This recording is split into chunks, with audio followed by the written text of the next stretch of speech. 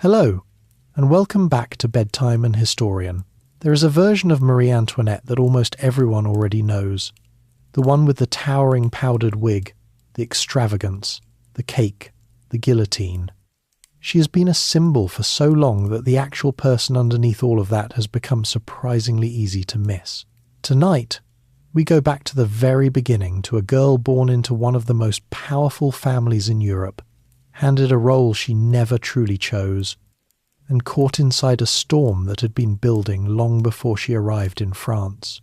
If this kind of slow, thoughtful history is something you genuinely enjoy, take a moment to like the video and subscribe. It helps more than you might think, and it means a great deal.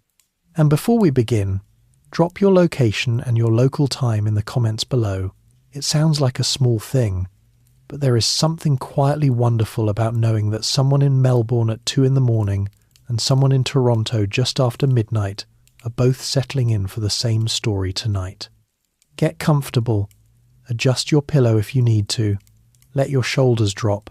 Tonight we are going back to the 18th century, to the grand and complicated world of Vienna, the Habsburg court, and the young girl who would one day become the last queen of France. The story of Marie Antoinette does not begin in France. It begins in Vienna, inside one of the most formidable dynasties the European continent had ever produced, in a household that ran entirely on ceremony, expectation, and the calculated use of family members as instruments of foreign policy. The Habsburg Empire in the middle of the 18th century was one of the great powers of the continent. It stretched across Central Europe, Austria, Hungary, Bohemia, and a dozen other territories, bound together under one crown, and it was ruled, at that moment, by a woman. Maria Theresa was the Archduchess of Austria and Queen of Hungary and Bohemia in her own right, which was unusual enough that several neighbouring rulers had spent the early years of her reign trying to take her throne away from her. They failed. Maria Theresa was formidable in a way that few people anticipated, and she ran her court, her government, and her children with a focused, demanding energy that left very little room for sentiment. On November 2nd, 1755, in the east wing of the Schönbrunn Palace in Vienna, Maria Antonia Josepha Johanna was born. She was the 15th of 16 children, which in the ordinary logic of dynastic politics meant she was not especially important. The Habsburg nurseries were full. The line of succession was already well covered. She was one small child in a very large family, and for the first few years of her life, she was mostly allowed to simply be that a child, playing in wide gardens, surrounded by siblings, largely untouched by the machinery of empire that hummed constantly around her. Schönbrunn itself was not a modest place. The palace had over 1,400 rooms, sat on the western edge of Vienna like a small city unto itself, and was maintained with the kind of elaborate grandeur that great empires use to remind everyone, including themselves, of how significant they are. The gardens were geometric and perfectly trimmed. The interiors were yellow and gold. Court life followed rituals that had been refined over generations, and the Habsburg children grew up inside all of it, as though excess was simply the natural texture of daily existence. Maria Antonia was, by most accounts, a cheerful child. She was quick to smile, easy in company, genuinely fond of music, and almost entirely uninterested in sitting still long enough to absorb anything formally difficult. Her education, to put it gently, was not her most impressive quality. By the time she was 10 years old, she could not write properly in either French or German. Her spelling was unreliable. Her handwriting made her tutors quietly despairing. She had some real talent at the harpsichord, a genuine gift for dancing, and an instinctive warmth with people that made her likeable almost immediately. But in terms of structured learning, she was significantly behind where her mother expected her to be. Maria Theresa noticed. Maria Theresa noticed everything. The Empress was not a soft or easy mother. She loved her children that appears to have been genuine, but she also understood them, with perfect clarity, as instruments of statecraft. This was not cruelty. It was simply the Habsburg way, practiced across generations with the calm efficiency of a long-running operation. Marriages were alliances, children were diplomatic assets. Personal affection was real, but was never permitted to interfere with the larger calculations of power. Maria Theresa wrote long, detailed letters to her children throughout their lives, letters that mixed maternal concern with political instruction in a way that made the two nearly impossible to separate. Her father, Emperor Francis I, died in August 1765, when Maria Antonia was 9 years old. The loss settled over the household in a way that did not fully lift. Maria Theresa wore mourning black for the rest of her life from that point forward, and threw herself even harder into the work of governing. The court grew quieter. A low, steady grief became part of its permanent atmosphere, and the children grew up with it as a kind of background condition present, unspoken and always there. Across the continent, meanwhile, France was ruled by Louis XV, aging, politically weakened, and presiding over a kingdom that had been quietly accumulating difficulties it lacked the will to address. The 7 Years' War had ended in 1763, badly and expensively for France. The treasury was strained. The alliance between France and Austria, formalised in 1756, in what historians would later call the Diplomatic Revolution, was politically important to both sides, but had never felt entirely natural to either. Keeping it alive required maintenance, and the most reliable form of dynastic maintenance was a marriage. France had a young heir. Louis Auguste, the Duc de Berry, was the grandson of Louis XV. Quiet, reportedly awkward, not especially commanding in person, but heir to the French throne nonetheless. Austria had a daughter of the right age. The logic was straightforward, and Maria Theresa had been turning it over for some time before the formal negotiations began. The daughter selected was Maria Antonia. She was 11 years old when discussions became serious. No one consulted her. This was not an oversight, it was simply how the world operated at that level, where nations secured their interests through the marriages of children, wrapped the arrangement in ceremony and silk, and called it statecraft. There was no particular cruelty intended. It was the machinery of dynastic politics running as it always had, and Maria Antonia happened to be the piece that fit the space that needed filling. What followed was a sudden, urgent overhauling of everything in her education. French tutors arrived at Schönbrunn with new purpose, etiquette lessons intensified.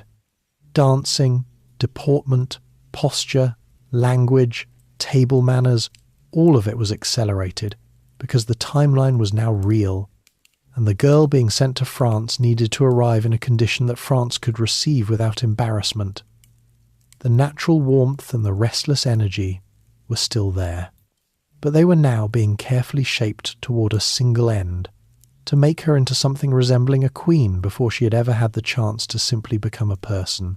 The girl in the Schönbrunn gardens, the one who disliked lessons and loved to dance, was not disappearing, but she was being reorganized, quietly and systematically, by forces that had decided her future long before she was old enough to have any thoughts about it herself.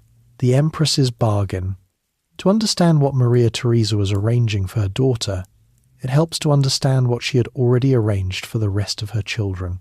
By the time serious negotiations for Marie Antoinette's French marriage began, Maria Theresa had already deployed her family across the map of Europe with the precision of someone playing a very long game. Her eldest daughter, Maria Anna, had been sent to govern the Austrian Netherlands. Her son Leopold was installed in Tuscany. Her daughter, Maria Carolina, would eventually go to Naples. Another daughter, Maria Amalia, was sent to Parma. The Habsburg children were not simply a family, they were a network, carefully positioned across the continent, each one serving as a node in the Empress's web of alliances. France was the most important node of all. The Franco-Austrian alliance, signed in 1756, had reversed over 2 centuries of rivalry between the two powers. For most of European history, France and the Habsburgs had been natural enemies competing for influence, fighting over territory, organising opposing coalitions against each other with reliable regularity. The alliance of 1756 had been a genuine shock to the diplomatic world, the kind of realignment that happens rarely and requires considerable maintenance to survive. Maria Theresa understood that alliances sealed on paper were fragile. Alliances sealed through marriage were considerably harder to undo. The French heir in question had not always been Louis Auguste. The original plan, in earlier years, had involved other pairings, other children, but succession at Versailles moved in unexpected directions. Louis XV's son, the Dauphin Louis Ferdinand, had died in 1765. His eldest son had followed him into an early grave not long after. By the late 1760s, the heir to France was Louis Auguste, the Duc de Berry, quiet, heavy-set, more comfortable in his workshop repairing locks than in the elaborate social theatre of Versailles. He was not, by any account that survives, a natural match for a vivacious and restless girl from Vienna, but he was going to be King of France, and that was the only qualification that truly mattered to the people making this decision. The formal negotiations between Vienna and Versailles involved the French foreign minister, the Duc de Choiseul, on one side, and the Austrian Chancellor Wenzel Anton von Kaunitz on the other. Both men were experienced, careful, and deeply aware of what was at stake. The details took time: the size of Marie Antoinette's dowry, the terms of her renunciation of Habsburg inheritance claims, the composition of her household in France, the protocols governing her transition from Austrian Archduchess to French Dauphine. These were not small matters. They were hammered out over months of correspondence, and Maria Theresa reviewed every detail herself. While the diplomats worked, the practical business of turning Maria Antonia into something France would accept continued at Schönbrunn with increasing urgency. The most significant figure in this process was the Abbé de Vermond, a French cleric and scholar sent by Versailles specifically to assess and educate the young Archduchess. His first report back to France was honest, to the point of being uncomfortable. "The girl was charming," he wrote. "She was engaging, quick to laugh, easy to be fond of. But her attention span was limited, her intellectual formation was incomplete, and her French, while improving, was still far from polished." He noted that she had more grace than depth, and that her mind moved too quickly from one thing to the next to stay with anything difficult for long. What he did not say, though it is readable between the lines of his assessments, is that he also genuinely liked her. He would remain a presence in her life for years, which suggests that whatever her educational limitations, she was the kind of person who inspired loyalty in the people who spent real time with her. The physical preparation was equally thorough. A French dentist was brought to Vienna because Marie Antoinette's teeth, while not severely problematic, needed attention before she could be presented at Versailles, a detail that gives a rather precise sense of how carefully every aspect of her presentation was being managed. A specialist in court deportment worked with her on posture and movement. Her dancing, already her strongest skill, was refined further. The way she held her head, the way she walked into a room, the angle at which she acknowledged people of different social ranks, all of it was practiced, corrected, and practiced again. Meanwhile, Maria Theresa was composing something else entirely, a set of written instructions for her daughter to take into her new life. The Empress produced detailed guidance on everything from how to manage relationships with the French royal family to how to handle her religious practice, her public behaviour, and her relationship with the French people. Some of it was practical, some of it was stern. The underlying message running through all of it was that Marie Antoinette was no longer simply a daughter, she was a representative of the Habsburg dynasty, and everything she did in France would reflect back on Austria. Maria Theresa was not wrong about this, but the instructions also reflected a certain gap in understanding. The Empress's clear-eyed grasp of diplomatic reality did not fully account for how different Versailles would be from Vienna, how little room a Dauphine actually had to manoeuvre, and how quickly the French court would begin shaping its newest member in directions that no amount of written instruction from Vienna could fully anticipate. The formal betrothal ceremony took place in Vienna on April 19th, 1770. The Duc de Berry was not present. He was represented by proxy, as was common in royal marriages of the period, by Marie Antoinette's own brother, Archduke Ferdinand. There is something slightly surreal about the arrangement, even by the standards of the time. A 14-year-old girl formally pledging herself in marriage to a boy she had never met, represented in the ceremony by her own sibling, standing in for a stranger. The ceremony was grand, as Habsburg ceremonies always were. The feeling in the room for Maria Theresa, for the girl in the white and silver gown, was probably considerably more complicated. The weeks that followed were consumed with the logistics of departure.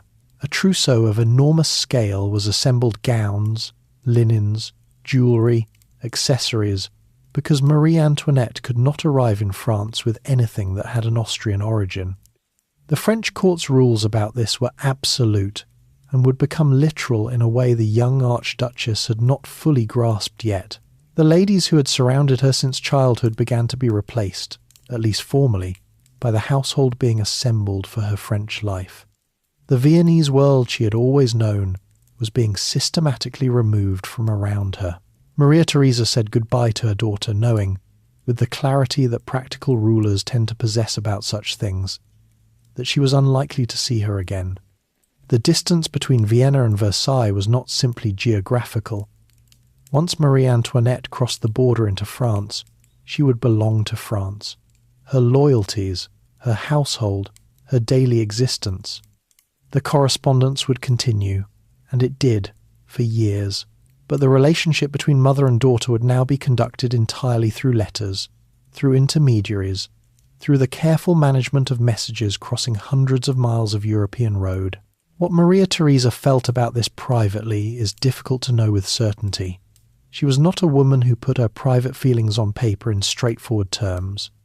What can be said is that she had done what she believed was necessary, politically and dynastically, and that she carried out the separation with the same focused will she brought to everything else.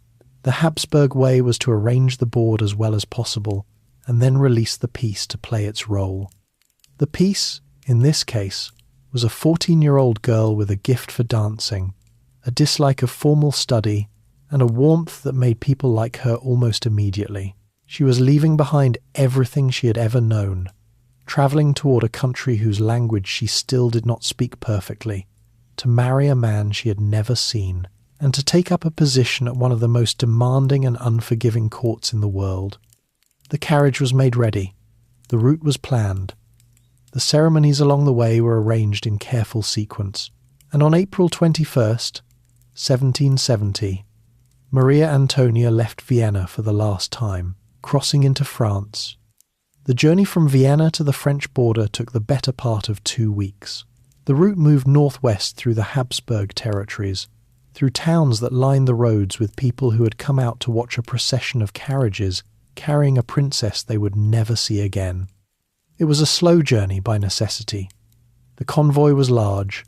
The roads of Central Europe in April of 1770 were not built for speed, and there were stops along the way for rest, for ceremony, for the careful maintenance of a schedule that had been planned months in advance.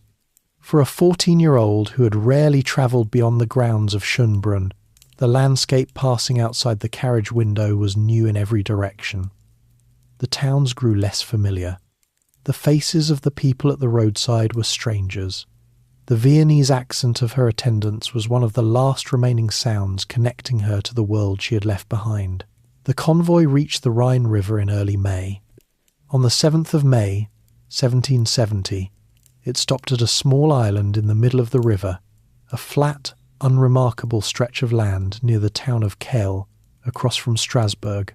Under normal circumstances, this island would have been of no interest to anyone, but for the purposes of transferring a Habsburg archduchess to the French crown, it had been selected as the site of a ceremony with no exact parallel in ordinary life. And in the weeks before Marie Antoinette's arrival, a great deal of effort had gone into preparing it. A pavilion had been constructed specifically for the occasion, divided precisely along its centre into 2 halves. One side was designated Austrian territory, the other was French. The line between them marked by a strip of decorative material running across the floor, represented the border symbolic, but treated by everyone present with complete seriousness. The ceremony that took place inside this pavilion was called the remise, or the handover, and it proceeded according to protocol that had been established for exactly this kind of royal transfer. Marie Antoinette entered from the Austrian side with her Viennese attendants. What followed in the rooms of that pavilion was, in practical terms, a complete dismantling of her Austrian identity. Every item of clothing she wore, her gown, her shoes, her undergarments, was removed and replaced with French equivalents. Her jewellery was exchanged. The ladies who had surrounded her since childhood, who had dressed her and travelled with her and spoken to her in German, were formally dismissed on the Austrian side of the room. They could not cross the line. They belonged to the country she was leaving. Her dog could not cross either. She had a small pug she was devoted to, a compact, flat-faced animal named Mops that had made the journey from Vienna tucked somewhere in the travelling arrangements. The French household was quite clear on this point. The dog was Austrian and could not accompany her into France. Whether the protocol drafters of 1770 considered this a significant detail or simply a logical extension of the same principle that governed the clothing is not recorded, but it is the kind of detail that tends to stay in the historical record precisely because it cuts through all the ceremony and gets to something plainly human. On the French side of the pavilion, a new household was waiting. At its head stood the Comtesse de Noailles, appointed as Marie Antoinette's chief lady-in-waiting and the primary manager of her daily life at Versailles.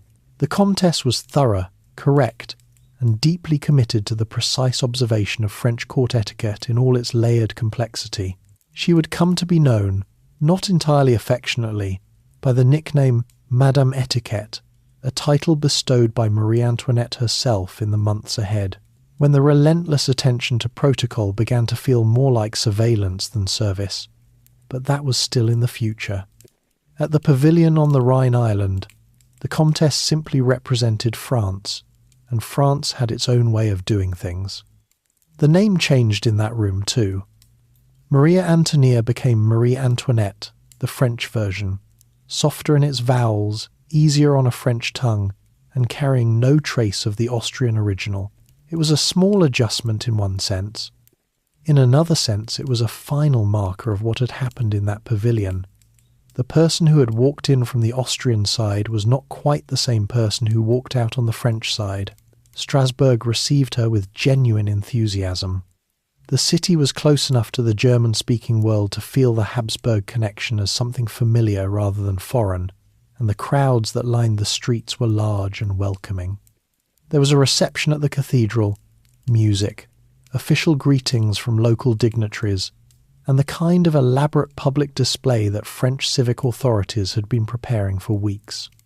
Marie Antoinette moved through it with the natural ease that would become one of the most consistently noted things about her public manner.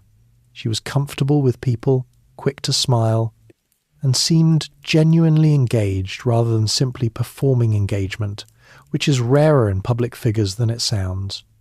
The journey continued westward through France, toward the royal chateau of Compiègne, where Louis XV had arranged to meet his future granddaughter-in-law for the first time.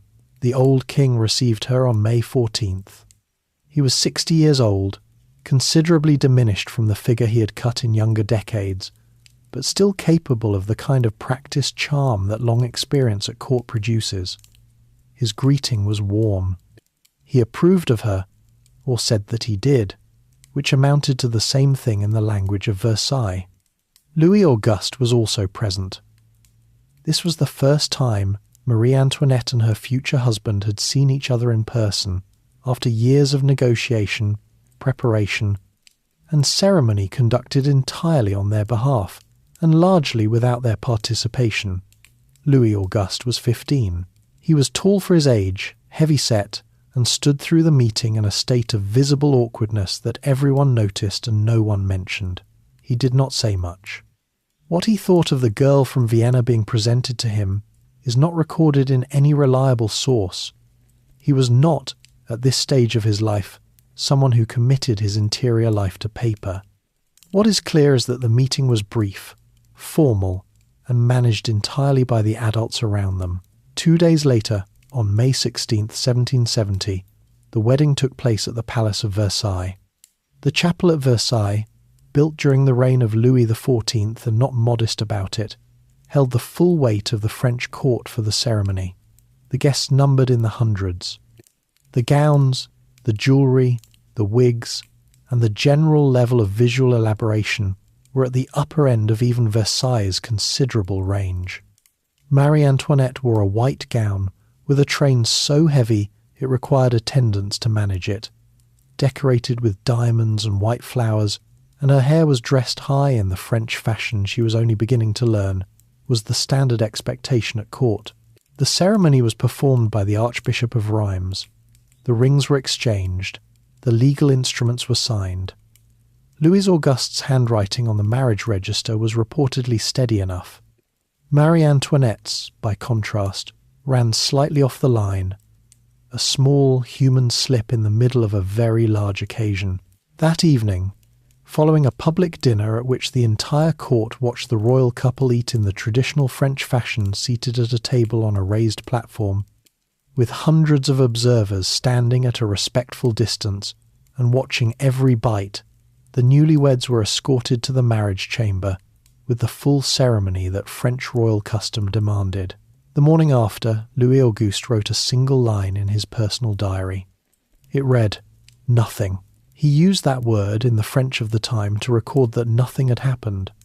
No wedding night, in any practical sense, had taken place. Whether this was nerves, indifference, uncertainty, or something else entirely was a question that would occupy the French court, the Austrian embassy, and eventually both of their mothers for the next several years. But on that first morning in Versailles, none of that complexity was visible yet. The ceremony had been completed. The alliance was sealed. A 14-year-old girl from Vienna was now the Dauphine of France. Versailles, the gilded cage. Versailles was not simply a palace. By the time Marie Antoinette arrived in 1770, it had been the centre of French royal life for nearly a century, and in that time it had developed into something that functioned more like a carefully managed theatre than a place where people actually lived. Louis XIV had designed it that way deliberately. By concentrating the French nobility inside one enormous building, requiring their physical presence at court as a condition of remaining relevant, he had transformed the aristocracy from a potential military threat into an audience dependent on royal favour, competing for positions and proximity, and too busy watching each other to cause political trouble. The system had worked extraordinarily well for Louis XIV. 100 years later, it was still running, still elaborate, and in many ways still effective. It had also accumulated layers of ritual and protocol that had grown so complex over the intervening decades that navigating them required something close to a specialist's training. Marie Antoinette had been given a version of that training in Vienna, but no amount of preparation in an Austrian palace fully prepares a person for the specific weight of Versailles up close. The first thing she would have understood, within days of arriving, was that privacy at Versailles was largely a fiction. The royal family did not live privately. They lived publicly, in front of an audience, according to rituals that had been codified over generations and from which almost no deviation was permitted. The morning ceremony called the lever was the most explicit example of this. Every morning, the Dauphine and later the Queen rose from bed, not in solitude, but in stages, with members of the court admitted to her bedchamber in a precise sequence determined by rank. The first group entered, then a higher-ranking group, then higher still. At each stage, different elements of the morning routine, washing, dressing, arranging the hair, were performed in front of whoever had been admitted at that point. The right to hand certain garments to the Dauphine was itself a privilege, assigned to specific ladies according to their position, and if a more senior lady entered the room while a junior one was already holding a garment, the item had to be passed up the hierarchy before it could be presented. There was a well-recorded incident early in Marie Antoinette's time at Versailles, in which the ritual of handing over her chemies became so caught up in questions of precedence that she was left standing, undressed, and visibly cold, while two ladies sorted out who ranked higher. The room full of observers watched in silence. The procedure was followed correctly. The chemise was eventually delivered through the proper channels. Marie Antoinette, by one account, laughed a short, slightly helpless laugh that acknowledged the absurdity of the moment, without actually challenging the system that produced it. It was a response that revealed something about her character. She could see how ridiculous a thing was, and still find herself trapped inside it. The Comtesse de Noailles, Madame Etiquette, as Marie Antoinette had taken to calling her in private, managed these ceremonies with an intensity that suggested she considered them sacred. To the Comtesse, the protocols of Versailles were not arbitrary or excessive. They were the visible structure of an ordered world, the means by which rank was expressed and maintained, the architecture of a society that depended on everyone knowing exactly where they stood. Every deviation, however small, was a crack in that structure, and cracks in structures tend to widen. Marie Antoinette found the Comtesse exhausting, which is understandable. She also found the entire ceremonial apparatus of the court exhausting in ways she was not entirely free to express. The evening ritual, the coucher, the public preparation for sleep mirrored the morning in reverse, with another audience, another sequence of ranked attendance, another careful performance of something that everywhere else in the world was done alone. Even eating was a performance. The grand couvert, the formal public meal, was held regularly at Versailles, with the royal family seated at a table on a raised platform, while members of the court and sometimes members of the general public stood at a respectful distance and watched the meat. Versailles was, among other things, a destination. People travelled to see it. The social landscape Marie Antoinette had to navigate was layered in ways that went beyond the formal hierarchy of rank. There were factions, alliances, and long-running rivalries that had their own internal logic, and that a newcomer had to map carefully before taking any position on anything. The most immediate complication came from two directions simultaneously. On one side were mesdames, the three surviving daughters of Louis XV, called Adélaïde, Victoire, and Sophie, who occupied apartments at Versailles and exercised a kind of unofficial moral authority over court life by virtue of their position as the king's daughters. They had firm opinions about propriety, religion, and the proper conduct of a dauphin, and they were not shy about sharing those opinions. They had taken an interest in Marie Antoinette that was partly maternal and partly strategic. She was young, they could influence her, and having the future Queen of France oriented in their direction had obvious advantages. On the other side was Madame du Barry-Louis, the 15th's official mistress, a woman of non-aristocratic origin who had risen to a position of extraordinary influence over the aging king, and whose presence at Versailles was a source of genuine scandal to those who felt it violated the moral order of things. Mesdames despised her. Much of the formal court viewed her with discomfort. But Louis XV was still the king, and Madame du Barry's access to him made her genuinely powerful in practical terms, whatever anyone thought of her origins or her relationship with the monarch. Marie Antoinette's position in relation to Madame du Barry was shaped in part by Maria Theresa's instructions, and in part by the pressure applied through the Austrian ambassador Prince Starhemberg, who reported regularly to Vienna on the Dauphin's conduct. The Empress had made clear that her daughter should not openly antagonize the king's mistress. Louis XV's goodwill mattered, and pointlessly offending him through his companion was not a useful diplomatic move. But the Dauphin was also receiving pressure from mesdames, who wanted her to demonstrate her disapproval of Madame du Barry through the simple act of never speaking to her directly. Marie Antoinette, caught between these competing pressures and still finding her footing, split the difference for a considerable time by simply not acknowledging Madame du Barry at all, neither embracing her nor publicly snubbing her, simply treating her as something the official gaze did not quite land on. This worked as a short-term strategy but created its own tensions, and the question of whether the Dauphin would ever formally speak to the king's mistress became, in the small but intensely concentrated world of Versailles politics, a matter of actual diplomatic consequence. Beyond the political geography, there was the physical geography of Versailles itself. The palace was enormous. Its hall of mirrors alone ran over 200 feet along the garden front, lined with 17 arched mirrors reflecting 17 arched windows looking out over the formal gardens. The grounds stretched for miles and contained fountains, canals, groves, and, further out, the smaller retreats of the Grand and Petit Trianon. The Petit Trianon in particular would become significant later, but in these early months it was simply one part of a vast property that Marie Antoinette was still learning to navigate. What she found, in the first months at Versailles, was that the palace was most bearable outdoors.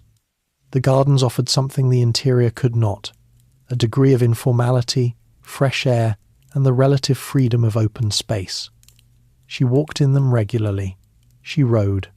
She attended the hunts that were a central part of the French court's outdoor calendar, riding well enough to impress the people watching. It was one of the few activities at Versailles where skill mattered more than rank, where something real was happening rather than being performed. The performance, meanwhile, never stopped. The audience never fully left, and the girl who had arrived from Vienna in May was slowly, sometimes awkwardly, learning what it meant to live inside a court that watched everything and forgot nothing. The awkward husband. Louis Auguste, the young man Marie Antoinette had married, was in most respects her opposite. Where she moved through a room naturally and drew people toward her without apparent effort, he retreated. Where she was restless and social, he was withdrawn and most comfortable in small spaces with practical tasks. He was not stupid, he read widely, had a genuine interest in science and geography, spoke some English, and kept meticulous records of his daily activities in a diary he maintained with consistent discipline. He was also, in the specific context of Versailles, almost completely ill-suited to the performance that court life required. His clearest passion, in those early years, was hunting. He rode out almost every day the weather allowed, returning physically exhausted and noticeably more at ease than he ever appeared inside the palace. His second great interest was mechanical work. He had a forge and a set of locksmithing tools installed in a room near his private apartments, and he spent considerable time there, filing metal, constructing mechanisms, and doing the kind of focused physical work that produces something tangible at the end of it. It was the hobby of a craftsman, which said something honest about the kind of mind he had: concrete, careful, more comfortable with problems that had clear solutions than with the fluid social negotiations of court life. Being King of France would not offer many problems with clear solutions, which was a difficulty that would only become apparent later. The marriage, in the years following the wedding, remained unconsummated. This was known almost immediately to the people whose business it was to know such things, which at Versailles meant nearly everyone. The morning reports from the royal bedchamber, another of those Versailles rituals that collapsed the distance between the private and the institutional, made the situation plain. The court observed, speculated, and conducted the speculation with the particular energy that enclosed communities bring to subjects they are not supposed to discuss openly. The political implications were serious. A Dauphine who was not yet a wife in any practical sense was not producing heirs, and the production of heirs was the primary function the marriage had been designed to serve. The Franco-Austrian alliance rested in part on the assumption that the union would generate a successor. Without that, the arrangement was a ceremony without consequence, and Maria Theresa, receiving reports from her ambassador in Paris, was growing visibly anxious. The ambassador in question was Count Florimond de Mercy-Argenteau, an Austrian diplomat of considerable skill and patience who served throughout this period as Maria Theresa's eyes and ears at Versailles. He reported on Marie Antoinette's conduct with a thoroughness that extended to her friendships, her spending, her relationships with the various court factions, and the state of her marriage. His dispatches were detailed, candid, and sometimes critical. He had genuine affection for the young Dauphine, but his first loyalty was to Vienna, and he did not soften his assessments when writing to the Empress. Maria Theresa wrote to her daughter with increasing frequency and increasing directness on the subject of the marriage. The letters were concerned, insistent, and at times uncomfortable in their specificity. She pressed Marie Antoinette to be more attentive to her husband, more careful in her conduct, more focused on the one outcome that mattered most from Vienna's perspective. The correspondence from this period gives a clear picture of the pressure Marie Antoinette was operating under from her mother's direction, advice arriving from hundreds of miles away, framed as concern, but carrying the weight of diplomatic necessity. What actually prevented the marriage from being consummated for so long is a question historians have approached from several directions.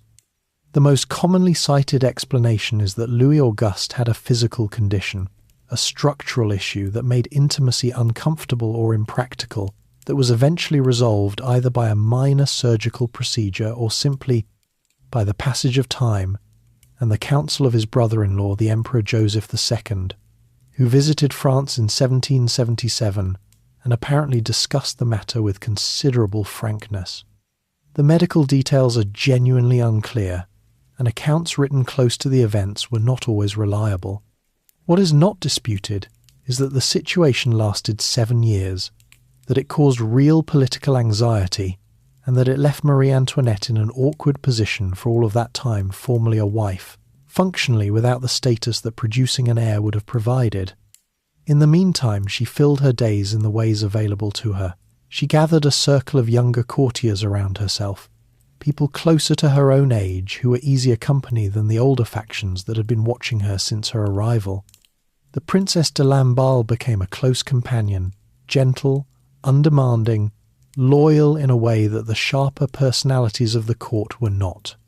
Later, Gabrielle de Polignac would enter this circle and become perhaps the most significant friendship of Marie Antoinette's life, though that was still some years ahead. Gambling was a constant at Versailles, and Marie Antoinette developed a genuine taste for it. Card games played late into the evenings in private apartments, with the kind of money changing hands that would have been extraordinary to the vast majority of French people, and was treated, within the court, as an unremarkable element of social life. Fashion also absorbed her attention and her budget, in ways that were beginning to attract comment even within the palace, but it would be a mistake to read the gambling and the fashion as simple frivolity. They were also social tools, ways of cementing relationships, of existing in a position of some influence even without political power, of being the centre of a world she could actually manage, since the larger world of the court remained mostly outside her reach. Louis XV died on May 10th, 1774. The cause was smallpox, a disease that moved through Versailles with enough speed and severity that anyone who had not had it was advised to leave, and those who stayed to attend the dying king did so in the awareness that they were taking a genuine risk. He had been ill for 2 weeks, and the final days were not dignified. The court, unable to do anything practical, organised itself around the vigil with the elaborate formality that Versailles brought to everything. The moment of the king's death was announced by a signal that had been arranged in advance, a noise, a shift in the movement of people through the corridors. In the apartments where Louis Auguste and Marie Antoinette had been waiting, they reportedly fell to their knees together. Louis Auguste said, in one of the few personal statements from this moment that has been reliably preserved, that he and his wife felt crushed by the weight that had just fallen on them. He was 19 years old. She was 18. Neither of them had been prepared for this with any real substance. The years of waiting had been spent in the rituals of court life rather than the education of future rulers. The titles changed immediately.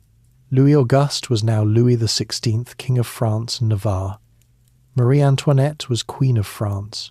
The apartments, the ceremonies, the obligations, the scrutiny, all of it expanded in proportion to the new titles. The hierarchy of Versailles reorganized itself around them overnight, as hierarchies do when a new summit appears. What did not change immediately was the marriage. That remained, for another 3 years, in the same state it had been in from the beginning. The new king still went hunting most mornings. The new queen still gathered her circle of companions in the evenings, and Versailles, which had absorbed the deaths of kings and the coronations of successors for nearly a century, continued its elaborate performance as though the transition was simply another ceremony in an endless sequence of ceremonies.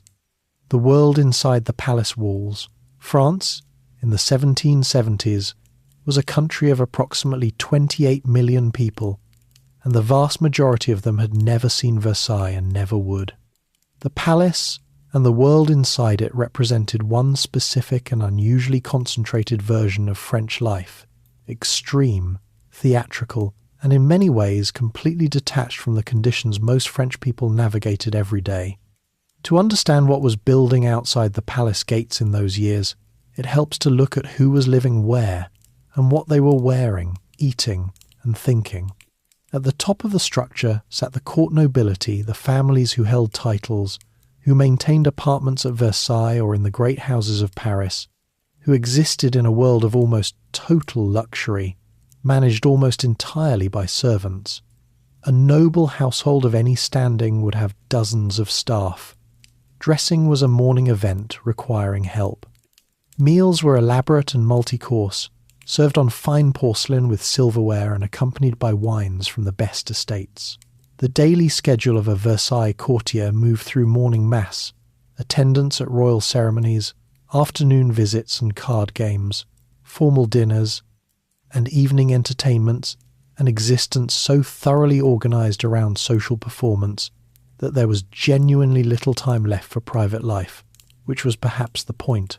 What they wore announced who they were with the precision of a uniform. For noblewomen at Versailles, the dominant fashion through the 1770s was the robe à la Française, a gown worn over wide pannier frames that extended the skirt sideways, sometimes to a width of several feet on either side. Moving through a standard doorway in full court dress required a particular kind of practiced sideways manoeuvre that every court lady learned as a matter of practical survival.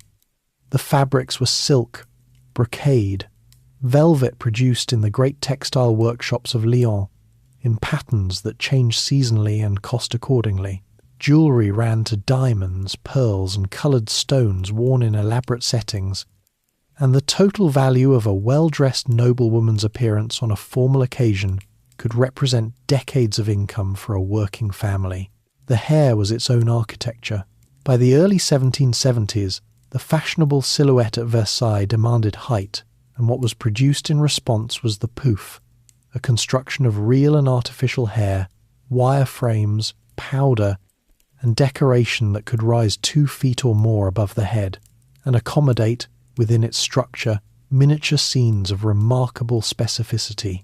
Flowers were standard, small feathers were standard, but the most ambitious versions carried ships, pastoral landscapes, bowls of fruit, and in one documented case a model of a naval battle.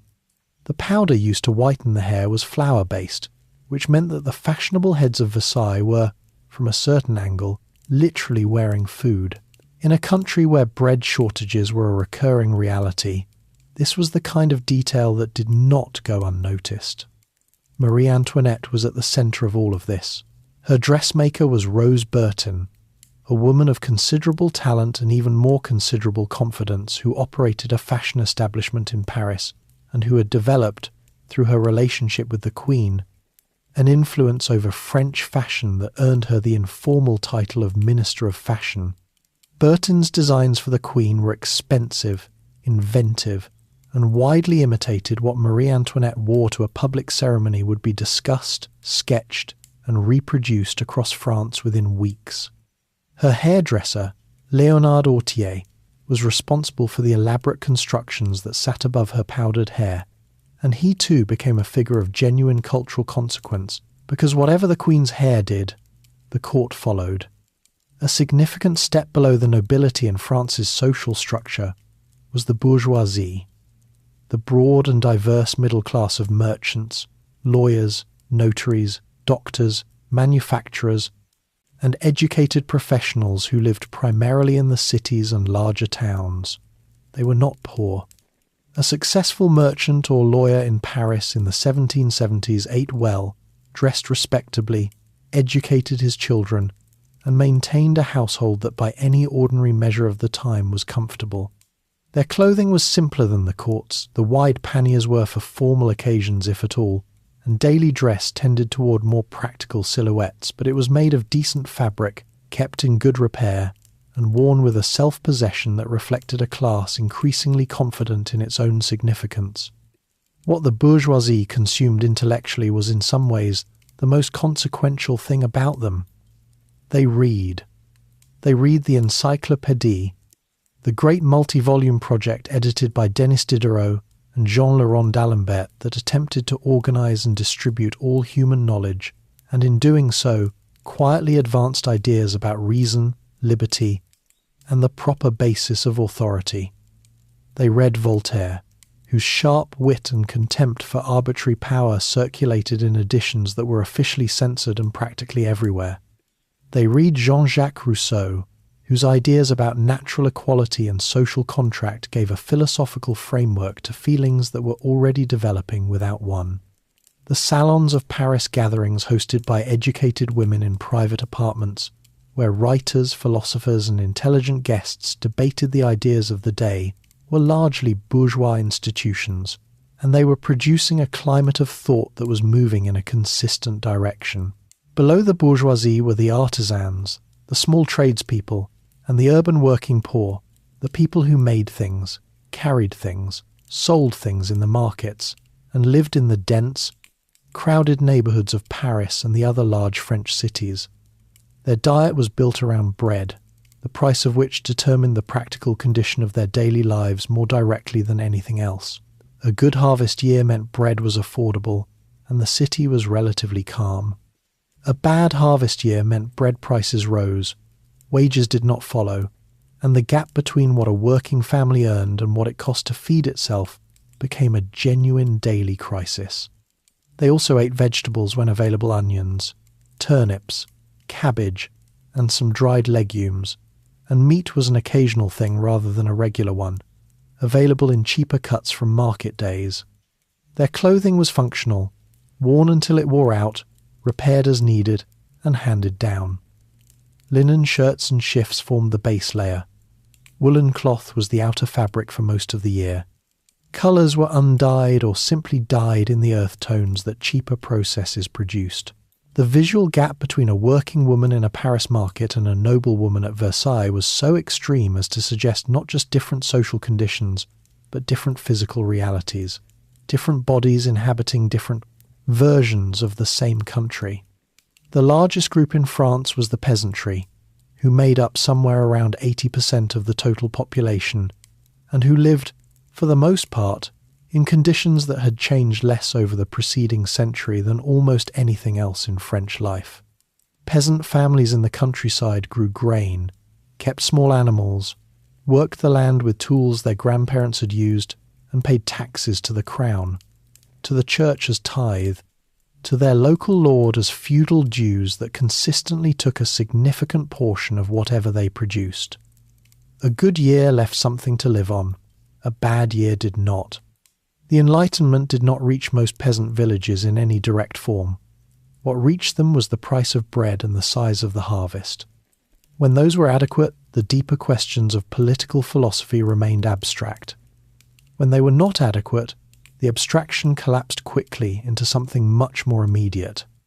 All of this was France, in the 1770s, the silks and the poufs at Versailles, the salon debates in Paris, the bread lines in the market towns, the peasant households in the countryside, and it was all in the way that large historical forces always are, connected. The extravagance at the top was visible, and it was discussed, and the ideas that circulated through the middle of French society were giving people a language with which to talk about what they saw. The distance between the world inside the palace walls and the world outside them was not just a matter of wealth. It was becoming, slowly and then less slowly, a matter of legitimacy. Queen of France. The transition from Dauphine to Queen changed the practical conditions of Marie Antoinette's life considerably. As Dauphine, she had occupied a position of high visibility but limited real authority, watched constantly, expected to behave correctly, but ultimately secondary to the ruling generation above her. As queen, there was no generation above her anymore. She was 19 years old and sat at the summit of the most elaborate court in Europe, with a husband who was already demonstrating that the weight of kingship was not entirely comfortable on his shoulders. Louis XVI's early months as king revealed a man who genuinely wanted to govern well and had only a partial understanding of how to do it. He was conscientious about his paperwork. He read documents, took meetings, tried to engage with the complexity of what was being presented to him. He was not lazy, but he was also deeply uncertain, prone to reversing decisions after making them, reluctant to hold positions under pressure, and surrounded by advisors whose interests frequently conflicted with each other and with the public good. His natural instinct when faced with a difficult choice was to delay it, which is a manageable habit in a private person and a serious liability in a king. His coronation took place at the Cathedral of Reims on June 11, 1775, following the tradition that French kings had been crowned at Reims since the 5th century. The ceremony was full and proper, the anointing with sacred oil, the crown of Charlemagne placed on the king's head, the peers of France doing homage in sequence, the birds released from the cathedral as a symbol of liberty. Marie Antoinette watched from a gallery, and by several accounts wept during the ceremony, which was noticed and generally interpreted favourably. She wrote to Maria Theresa afterward describing the moment when Louis knelt before the altar and the crowd in the cathedral called out spontaneously. Whatever else France thought of its new monarchs in those first months, there was genuine goodwill, and both of them knew it. The minister, Louis XVI, chose to address France's most urgent problem. Its finances was Anne-Robert Jacques Turgot, an economist and administrator of genuine ability who arrived at the position of Controller General in 1774 with a clear-eyed diagnosis of what was wrong and a set of reforms designed to address it.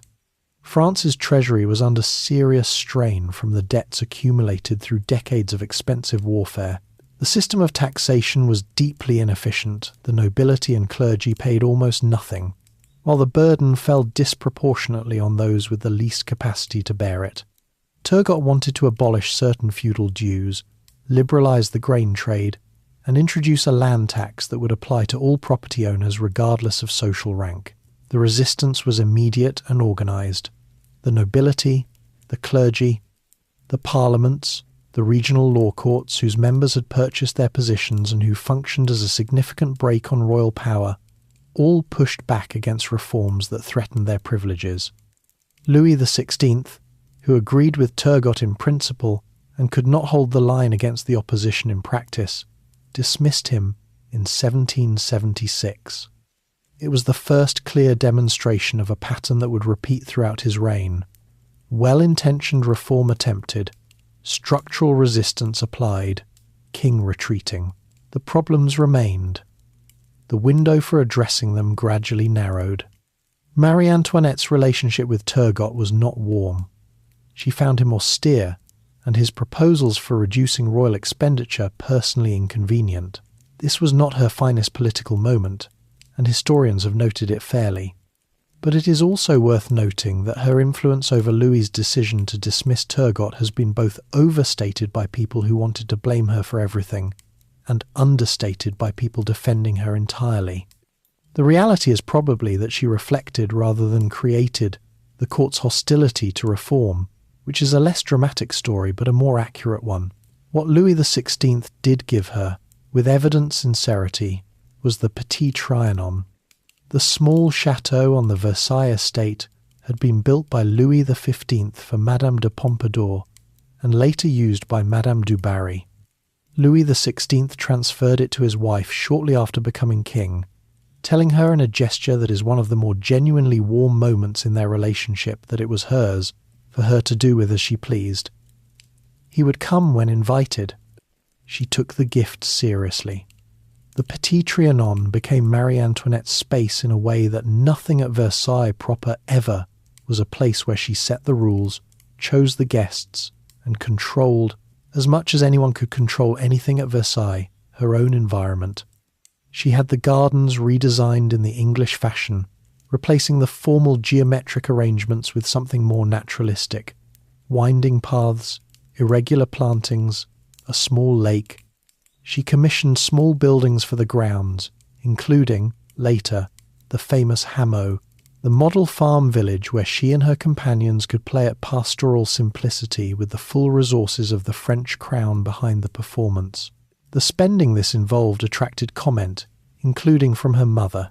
Maria Theresa's letters from this period included repeated, increasingly pointed references to expenditure, to the gambling, to the company Marie Antoinette was keeping, and to the continuing absence of an heir. The correspondence between Vienna and Versailles had taken on a quality of sustained, affectionate pressure, the Empress loving her daughter, while simultaneously managing her as an asset whose performance needed improvement. In the spring of 1777, Maria Theresa sent the most direct intervention she could manage. She sent her son.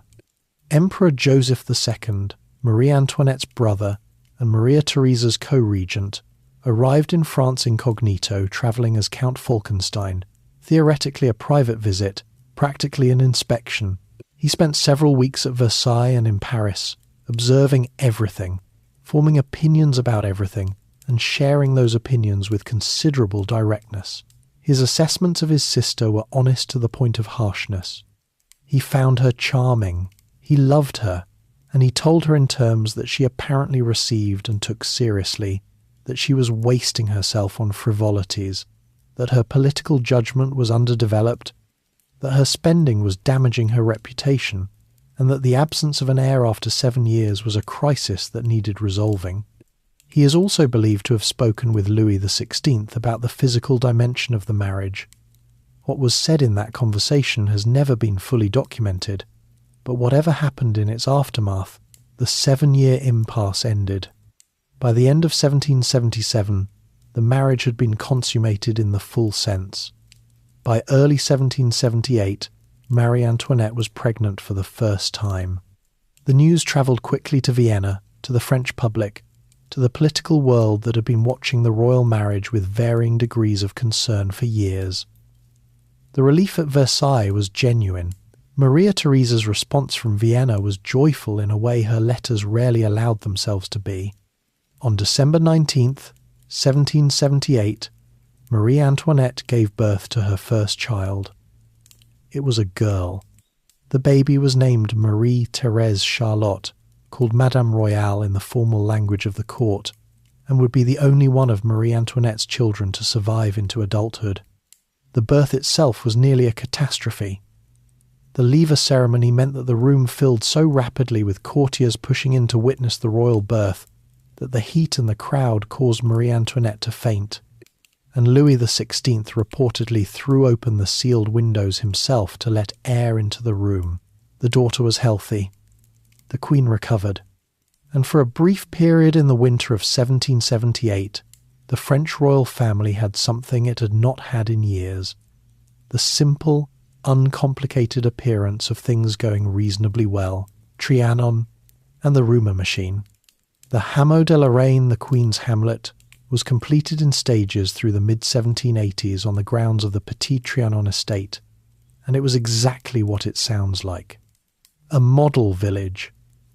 Thatched roof cottages arranged around a small lake, a working dairy, a mill, a dovecote, carefully maintained kitchen gardens, and real farm animals kept in a state of exceptional cleanliness by a full staff of agricultural workers employed specifically for the purpose. Marie Antoinette and her companions could walk among the cottages, gather eggs, watch the cows, and experience something in the general vicinity of rural simplicity, all within a short carriage ride of the most opulent palace in Europe, and all maintained at considerable royal expense. The cows, by several accounts, were washed before the Queen visited.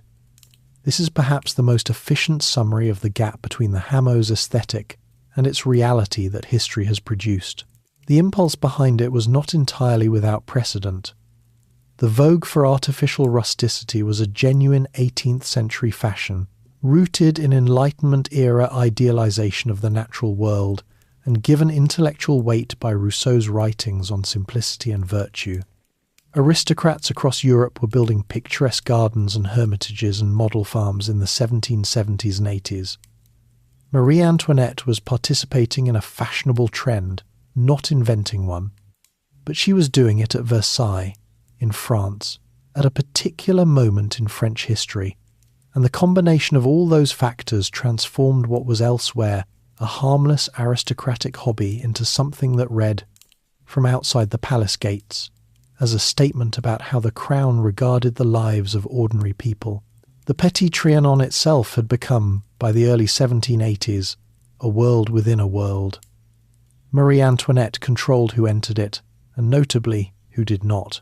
The elaborate ritual accessibility of Versailles proper, which required the royal family to be available to the court at almost all hours, did not apply at the Petit Trianon. She set the guest list. She determined the schedule. The people admitted were her people, her chosen circle, the inner social group that had gathered around her gradually over the previous years and whose composition was itself becoming a political problem. At the centre of that circle was Gabrielle de Polignac, the Comtesse Jules de Polignac, who had entered Marie Antoinette's orbit in the early 1770s and had become her closest companion over the following decade.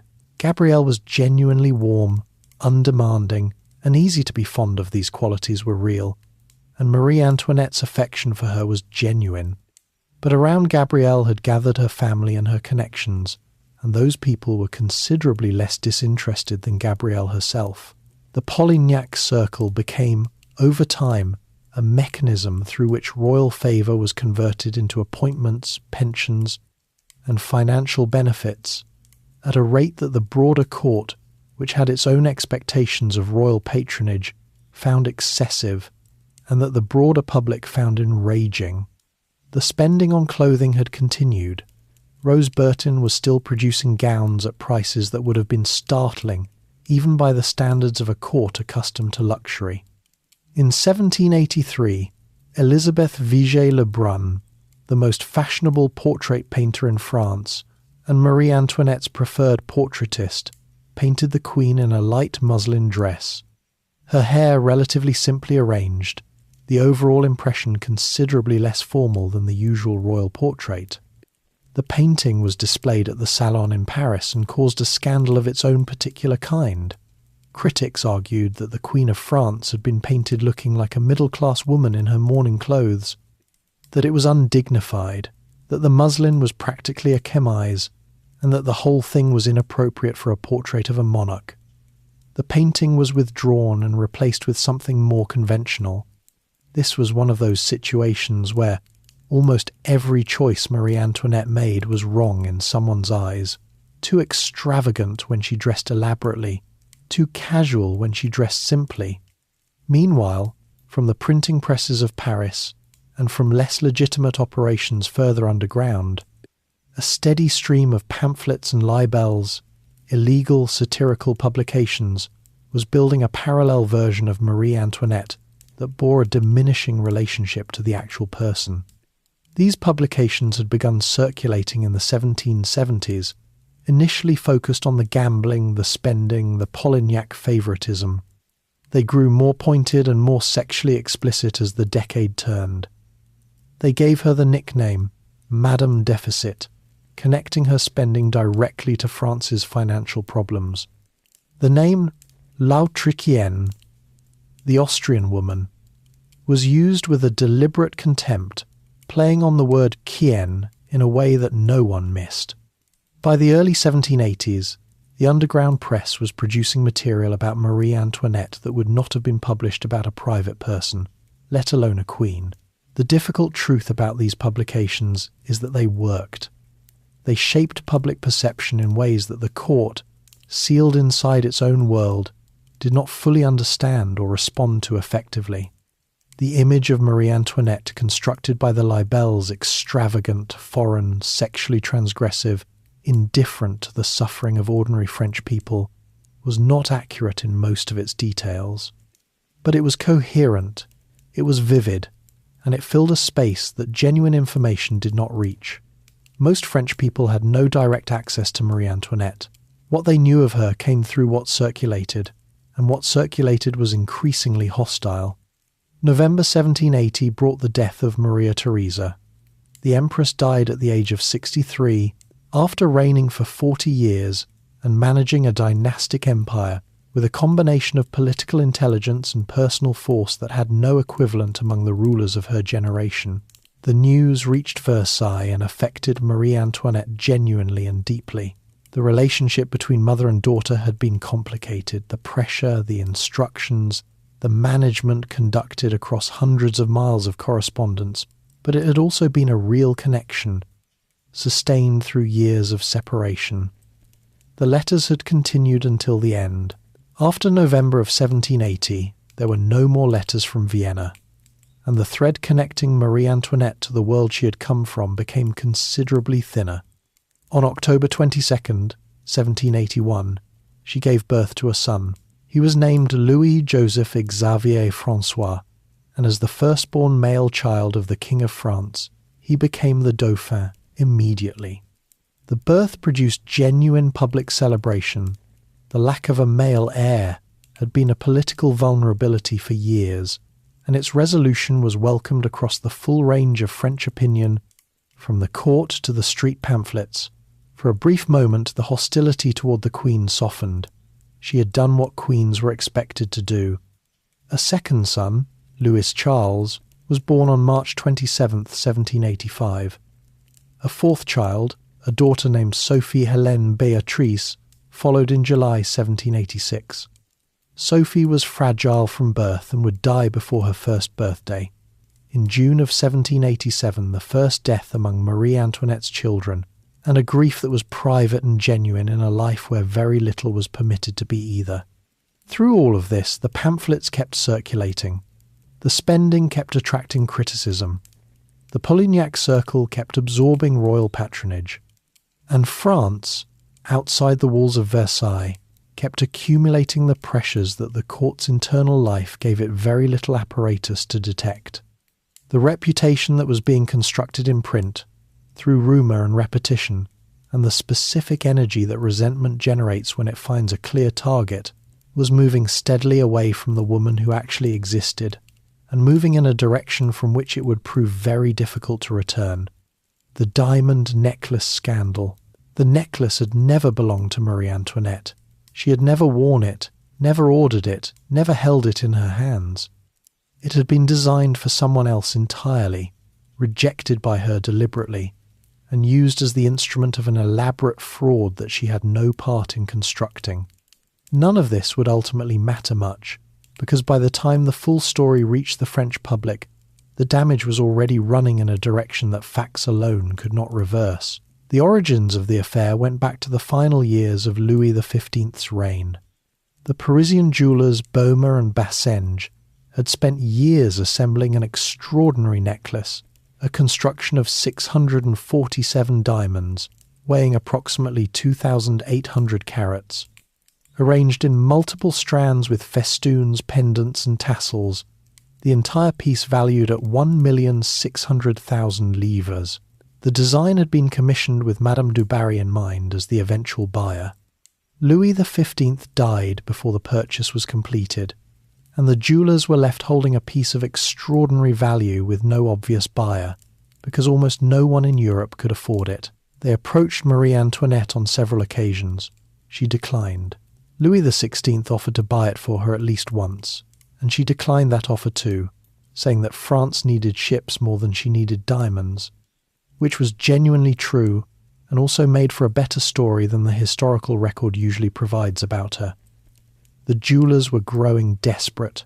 The capital tied up in the necklace was threatening their business.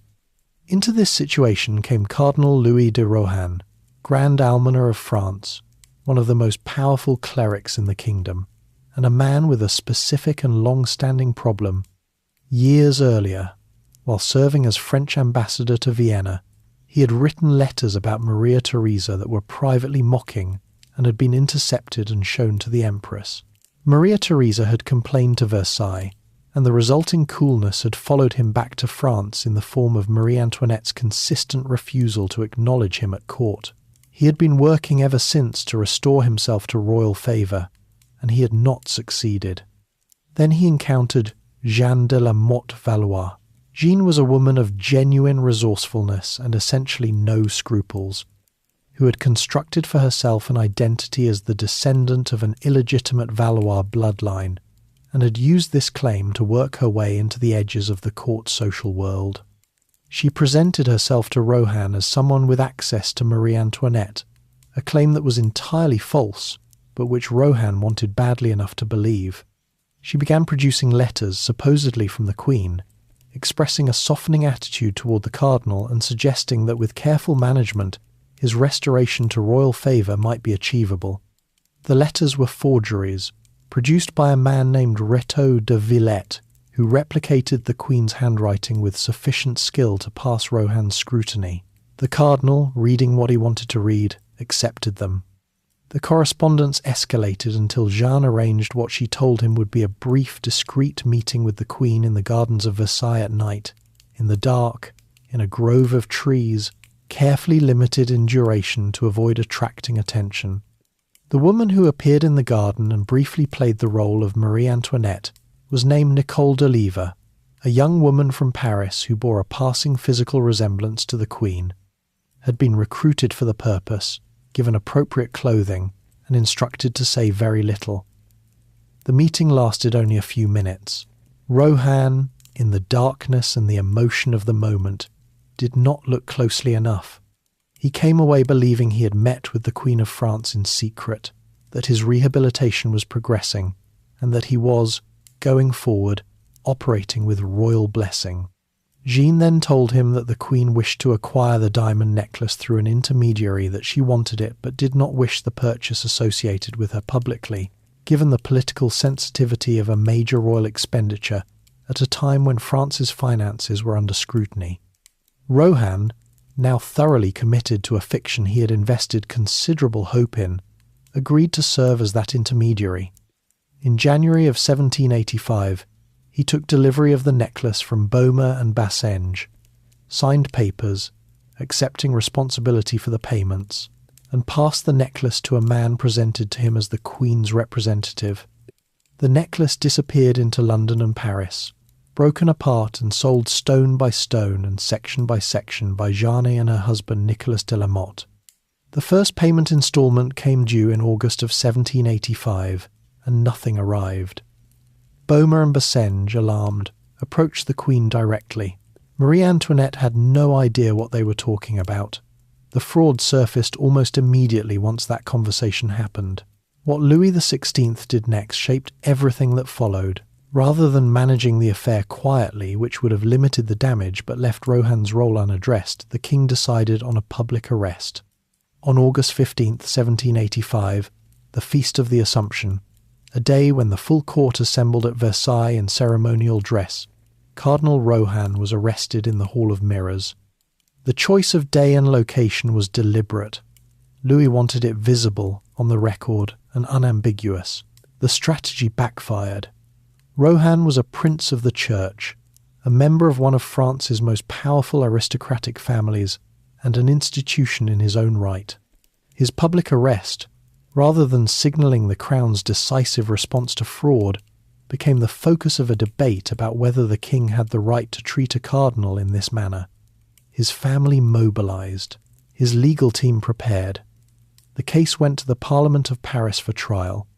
The trial that ran through the spring of 1786 was one of the great public spectacles of the pre-revolutionary period. Every detail circulated through Paris. The forged letters, the garden meeting, the fake queen in the darkness, the missing diamonds. Jeanne de la Motte was convicted, sentenced to public flogging, branded on both shoulders with the letter V for Volu's thief, and imprisoned. Her husband had already fled to England. Retaux de Villette was banished. Nicole de Lever, whose role was judged to have been that of a naive participant rather than an architect of the scheme, was acquitted. Cardinal Rohan was also acquitted. The Parliament's verdict on Rohan was read by the public not primarily as a legal judgment, but as a political one, an expression of the court's view that the charges against him were insufficient, or that the Crown had mishandled the affair from the beginning. For Marie Antoinette, who was entirely innocent of any involvement in the actual fraud, the acquittal landed as a particular cruelty. It implicitly suggested that Rohan's belief in the forged letters was understandable, that a version of Marie Antoinette, capable of conducting secret garden meetings and arranging covert necklace purchases, was plausible enough, that a reasonable man might have been deceived by a very rough approximation of one.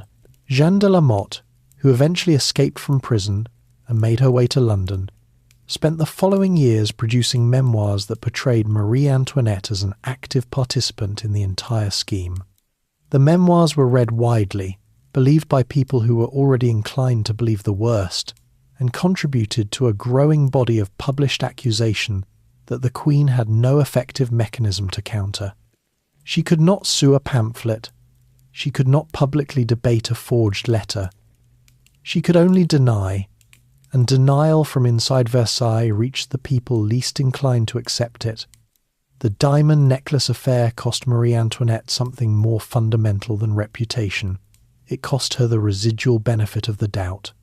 The public goodwill that had greeted the births of her children, that had survived the Polignac criticism and the fashion extravagances, did not survive this.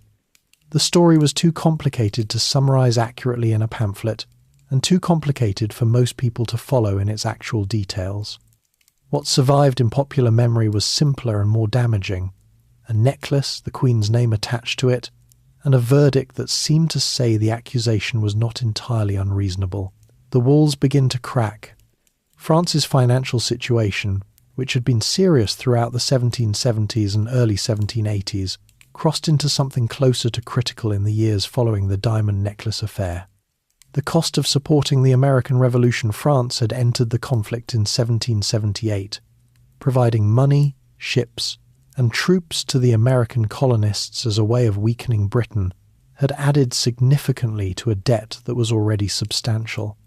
By 1786, the Controller General Charles Alexandre de Calonne presented Louis XVI with an assessment that was blunt.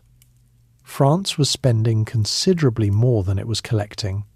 The gap was growing, and the existing structure of taxation which exempted the nobility and clergy, who held most of France's wealth, could not be maintained without systemic reform. The proposed solution was a universal land tax that would apply to all property regardless of the owner's rank.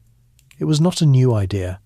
Turgot had attempted something similar a decade earlier. The political problem was identical. The people who would have to pay it were the people with the most power to resist it. Calonne convened an assembly of notables in February 1787, an advisory body of senior nobles and officials to build support for the reforms before presenting them to the parliaments. The notables refused. They argued procedural objections, questioned Calonne's figures, and generally behaved as bodies of privileged people tend to behave when asked to surrender privilege. Calonne was dismissed. His replacement, the Archbishop of Toulouse Loménie de Brienne, tried a modified version of the same programme and encountered the same resistance. The parliaments refused to register the new tax edicts. Louis dismissed the parliaments. The parliaments accused the king of despotism.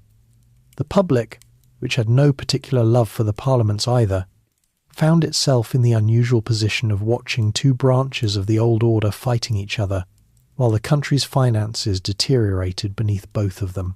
Then the harvest failed. The summer of 1788 produced one of the worst harvests France had seen in living memory. A severe hailstorm in July destroyed crops across wide areas of the country. The autumn harvest was poor. And then the winter that followed, the winter of 1788 into 1789, was one of the coldest of the century. A sustained freeze that damaged whatever had survived and made the roads impassable for weeks at a time, disrupting the distribution of what grain did exist. By the early months of 1789, bread prices in Paris had reached levels that consumed between 80 and 90% of a working family's daily wages, leaving almost nothing for rent, clothing, or anything else. The people who experienced this winter were not abstract historical forces. They were specific human beings, bakers, seamstresses, day labourers, market vendors, who went to sleep hungry and woke up calculating whether today's earnings would cover today's bread, in a city where the pamphlets circulating through the streets described a queen who had spent more on a single gown than most of them would earn in a year. The connection between the court's extravagance and the people's suffering was not a precise economic analysis. It was simpler and more powerful than that. It was a feeling about where the country's resources were going and who they were going toward. Louis XVI, pushed beyond the point where any other option was available, agreed to convene the Estates General, a representative assembly that had not met since 1614. Elections were held across France for delegates representing the three estates, clergy, nobility, and the Third Estate, which contained everyone else. The process of electing delegates also produced the cahiers de doléances, notebooks of grievances compiled at the local level, in which ordinary French people wrote down what was wrong with their lives and what they wanted changed. The cahiers are one of the most remarkable documents of the period, precisely because they are not written by politicians or philosophers but by farmers, craftsmen, and shopkeepers describing their actual circumstances in their own language. Marie Antoinette's position during these months was complicated by both external events and private grief. On June 4th, 1789, just as the Estates General was convening at Versailles and the political temperature was rising daily, the Dauphin Louis-Joseph died. He was 7 years old and had been visibly ill for months, wasting from what was understood at the time to be tuberculosis of the spine. His parents had watched him deteriorate slowly through the preceding year, and his death, when it came, was not a surprise, and was not any less painful for being expected. Marie Antoinette's grief was genuine. The court's mourning was formal, and the Estates General, the newspapers, and the political developments happening a short distance away did not pause. The Estates General had convened on May 5th. Within weeks, the meeting had broken down along the lines of a fundamental disagreement about how voting would be conducted, whether each estate would vote as a bloc or whether the assembly would vote by head count, which would give the larger Third Estate effective majority. The Third Estate, joined by sympathetic clergy and liberal nobles, declared itself the National Assembly on June 17th and pledged, in the tennis court oath of June 20th, not to dissolve until France had a constitution.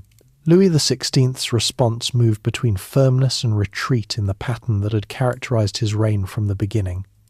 He declared the National Assembly illegal, then effectively recognized it. He dismissed his finance minister Necker on July 11th. Necker was popular with the Paris public, and his dismissal was read as a sign that the king was preparing to use military force against the assembly. On July 14th, 1789, a crowd in Paris stormed the Bastille fortress, killed its governor, and freed its handful of prisoners. The Bastille was not at that moment a significant prison. It held 7 inmates, but as a symbol of royal authority it was total, and its fall sent a signal across France that reverberated in ways that no one standing outside its walls that morning fully anticipated. That evening, Louis XVI wrote in his personal diary. He kept the diary in the format of a hunting record, a daily notation of activity and outcome. For July 14th, 1789, the entry read, Rien, nothing. He had not gone hunting that day, and in the language of his diary, a day without a hunt was recorded as a day without content. Whether he wrote the entry before hearing the news from Paris or after has been debated. Either way, the notation stands in the historical record as a peculiarly precise expression of a man whose inner register simply did not correspond to the scale of what was happening around him. Marie Antoinette had pushed for a firmer response to the assembly from the beginning, and had been among the voices urging the king not to yield ground. She was not wrong that yielding had costs. She was also not right that firmness, in the specific conditions of 1789, had any realistic prospect of success. The situation had moved past the point where the tools she understood, court politics, royal authority, diplomatic pressure, were the relevant ones.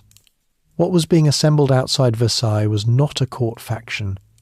It was something none of them, inside the palace had adequate language for yet. The October days and the fall of Versailles, the summer of 1789, did not resolve the crisis. It deepened it. The National Assembly was now a functioning reality, meeting at Versailles and producing legislation at a pace that dismantled the legal structure of the old order with remarkable speed. In August, the Assembly passed the August Decrees, which abolished feudal privileges, ended serfdom, eliminated the tithe, and removed most of the legal distinctions between social classes that had defined French society for centuries. The Declaration of the Rights of Man and the Citizen followed a document that laid out principles of liberty, equality, and popular sovereignty in terms that were clear enough to be understood and radical enough to be genuinely threatening to a monarchical system built on opposite premises. Louis XVI's relationship to all of this was a sustained reluctance. He had not called the Estates General to dismantle the monarchy. He had called it to solve a budget problem, and what had arrived instead was a political transformation he neither wanted nor knew how to stop. He signed what was placed before him under pressure, delayed what he could, and quietly sent letters to foreign rulers, including his Habsburg relatives, describing his situation in terms that left little ambiguity about his view of the Assembly's legitimacy. Marie Antoinette was more direct in her opposition, at least in private. Her correspondence from this period, particularly through the Austrian ambassador Marie Antoinette, made clear that she regarded the Assembly's actions as fundamentally illegitimate, and that she hoped for some form of external intervention that would restore the Crown's authority. This was not a politically achievable position in the summer of 1789, but it was an honest one, and it reflected the essential gap between where the revolution was going and where the royal family believed it should go. Meanwhile, in Paris, the bread prices remained punishing. The harvest of 1789 was better than the previous year, but better did not mean sufficient, and the improvement in the fields had not yet reached the bakeries in the quantities needed. The city remained volatile. The political excitement of the summer had given people a language for their grievances that was more precise than it had been before they knew now that the Declaration of the Rights of Man existed, that the feudal system had been legally abolished, that the Assembly was claiming authority over the king's decisions. What they also knew was that bread was still expensive and that the royal family was still at Versailles, 12 miles away, in a palace that most of them had never seen and could not begin to imagine. The specific trigger for what happened in October was a banquet. On October 1st, 1789, Louis XVI welcomed a regiment of soldiers to Versailles, and a dinner was held in the opera house of the palace for the officers. By the reports that reached Paris in the following days, the banquet had been excessive, the mood had been royalist, and at some point during the evening the tricolour cockade, the symbol of the revolution, worn as a badge by almost everyone in Paris who wished to signal their political alignment, had been stepped on or discarded. Whether the specific details of that account were accurate is less important than the fact that by October 3rd and 4th, the streets of Paris were running with the story, and the story arrived in a city that was already angry. On the morning of October 5th, the market women of Paris, the fishwives, the market vendors, the women who worked the stalls at Les Halles, and who had been navigating the bread shortage at the most immediate possible level, assembled and began to march. They gathered weapons as they went, pikes, pitchforks, whatever was available, and by the time the column left the city, it numbered somewhere between 6,000 and 7,000 people, moving along the 12 miles of road between Paris and Versailles in the rain of an October morning. They were not a military force in any organised sense, but they were not a disorganised mob either. They had a destination, and they had a purpose. They arrived at Versailles in the late afternoon. The palace gates were closed but not defensible against this kind of pressure, and by evening a delegation of women had been admitted to speak with Louis XVI. He received them, promised that bread would be made available and sent to Paris, and signed the Declaration of Rights that he had been delaying. The delegation returned to the crowd with what appeared to be a reasonable outcome. The crowd, soaking and cold and not entirely satisfied, camped outside the palace walls through the night. Louis XVI, that evening, discussed leaving Versailles with his advisers. He had carriages readied and then decided against departure. This decision to stay rather than leave while leaving was still possible was one of the more consequential hesitations of his reign. In the early hours of October 6th, a group from the crowd found an unguarded entrance to the palace and broke through. They moved through the corridors of the state apartments toward the Queen's bedchamber. 2 of her bodyguards were killed defending the door. Marie Antoinette, woken by the sound of the intrusion and the warnings of her surviving attendants, fled through a hidden passage that connected her bedroom directly to the king's apartments. She arrived with no shoes, wearing only a dressing gown, and reached Louis just ahead of the crowd breaking through behind her. What followed in the next hour or so was managed partly by the arrival of General Lafayette and the National Guard, who interposed themselves between the crowd and the royal family, and partly by the crowd's own transition from violence to demand. What they wanted now was visible. The royal family in Paris. Not in Versailles, 12 miles away, behind gates that could be opened or forced. In Paris, where they could be seen and, if necessary, reached. The appearance on the balcony came in the morning. Louis and Marie Antoinette stepped out before the assembled crowd in the courtyard below, a crowd that had, somewhere in its recent past, killed 2 men and that was now calling for them to come to Paris. Marie Antoinette stepped forward at one point and stood alone, without Louis, without the children, in front of the crowd. She made a formal bow. By several accounts, including hostile ones, it was a composed moment, a woman facing a crowd that was prepared to harm her and choosing to stand still rather than retreat. Lafayette, whose position throughout these events was the complicated one of a man trying to manage a revolution he had helped start without losing either the crown or the mob, stepped onto the balcony and kissed her hand. It was a gesture calculated for the crowd, and it worked as far as it went, which was far enough to get through the morning without further bloodshed. By early afternoon of October 6th, the royal family was in carriages. The procession that left Versailles that day was unlike anything that had been seen on that road before. The royal coaches moved through a column that included National Guard soldiers, the women who had marched the previous morning, and people carrying on long poles the heads of the 2 guards who had been killed in the night. It took hours. The royal children were in the carriages. It rained. They arrived at the Tuileries Palace in central Paris late that night. The Tuileries had not been used as a regular royal residence for decades. The rooms were dusty, the furniture was inadequate, and the apartments hastily assigned to the royal family were a considerable reduction from the scale of Versailles in every measurable dimension. Louis XVI, walking through the rooms on arrival, said something to the effect that everything was very fine, a statement so far from descriptive accuracy that it seems less like denial and more like the kind of thing a person says when they have run out of language for what has actually happened. Versailles, which had been the centre of French royal life for nearly a century, would never be inhabited by a French monarch again. The palace did not disappear. It was maintained, used for assembly sessions, preserved. But the world it had been designed to house was gone from the moment those carriages rolled out of the courtyard on the afternoon of October 6th. The gilded machine had been running for a long time on ceremony, hierarchy, and the assumption that the distance between Versailles and Paris was a permanent condition rather than a 12-mile road. Prisoners in the palace. The Tuileries was a palace in the architectural sense, and a prison in the practical one.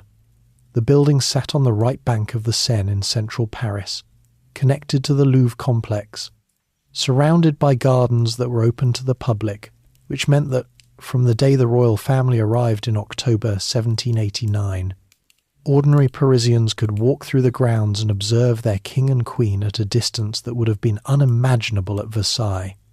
The revolution had not removed the spectacle of royalty. It had relocated it and changed the terms under which it operated. The court had once watched Marie Antoinette dress, Now the city watched her walk. National Guard soldiers were posted at every exit. Requests to leave the palace grounds required approval.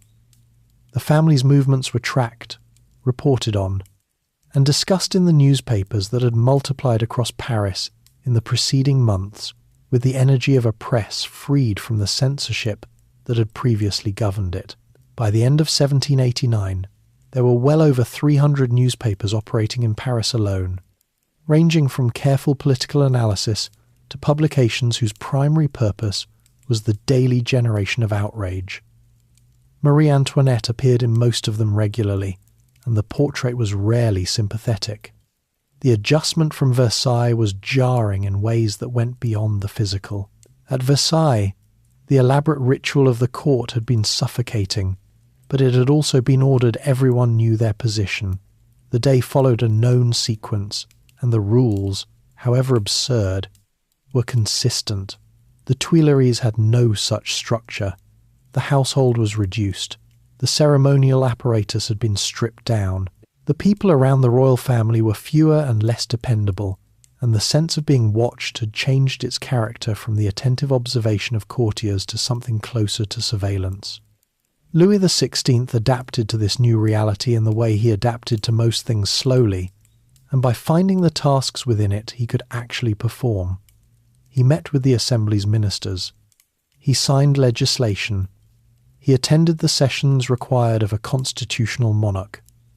Outwardly, through much of 1790, he projected a cooperation with the revolution that was not entirely genuine. He told the Assembly what it needed to hear. He told his private correspondents something considerably different. Marie Antoinette was doing the same, and with more organisation. The Austrian ambassador, Mercy Argenteau, who had been reporting to Vienna on her behalf since her arrival in France 20 years earlier, remained a channel for her private communications. She also corresponded through the Swedish Count Axel von Fersen, who had been a figure in the social world of Versailles since the 1770s, and whose relationship with the Queen had deepened, through these years of crisis, into something that was clearly more than diplomatic courtesy. Fersen was discreet, loyal, and practically useful. He would eventually play a central role in the escape attempt that was already beginning to take shape in these months. In the meantime, his letters and hers moved between Paris and the courts of Europe with the careful indirection that the situation required. The content of these private communications was, from the revolution's perspective, precisely what its most suspicious voices suspected. Marie Antoinette was describing the political situation honestly. The royal family was not free.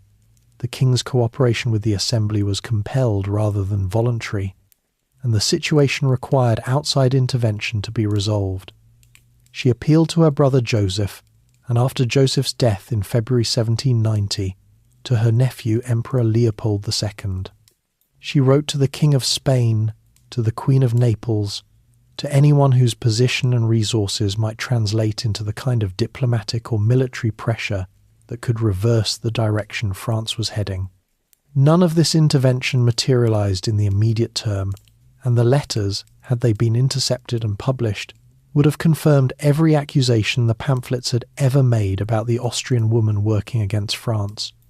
They were not intercepted, not yet, but they existed, and their existence was a measure of how completely Marie Antoinette had concluded that the constitutional process was not a solution. The event that most clearly demonstrated the depth of the problem was the civil constitution of the clergy, passed by the National Assembly in July 1790.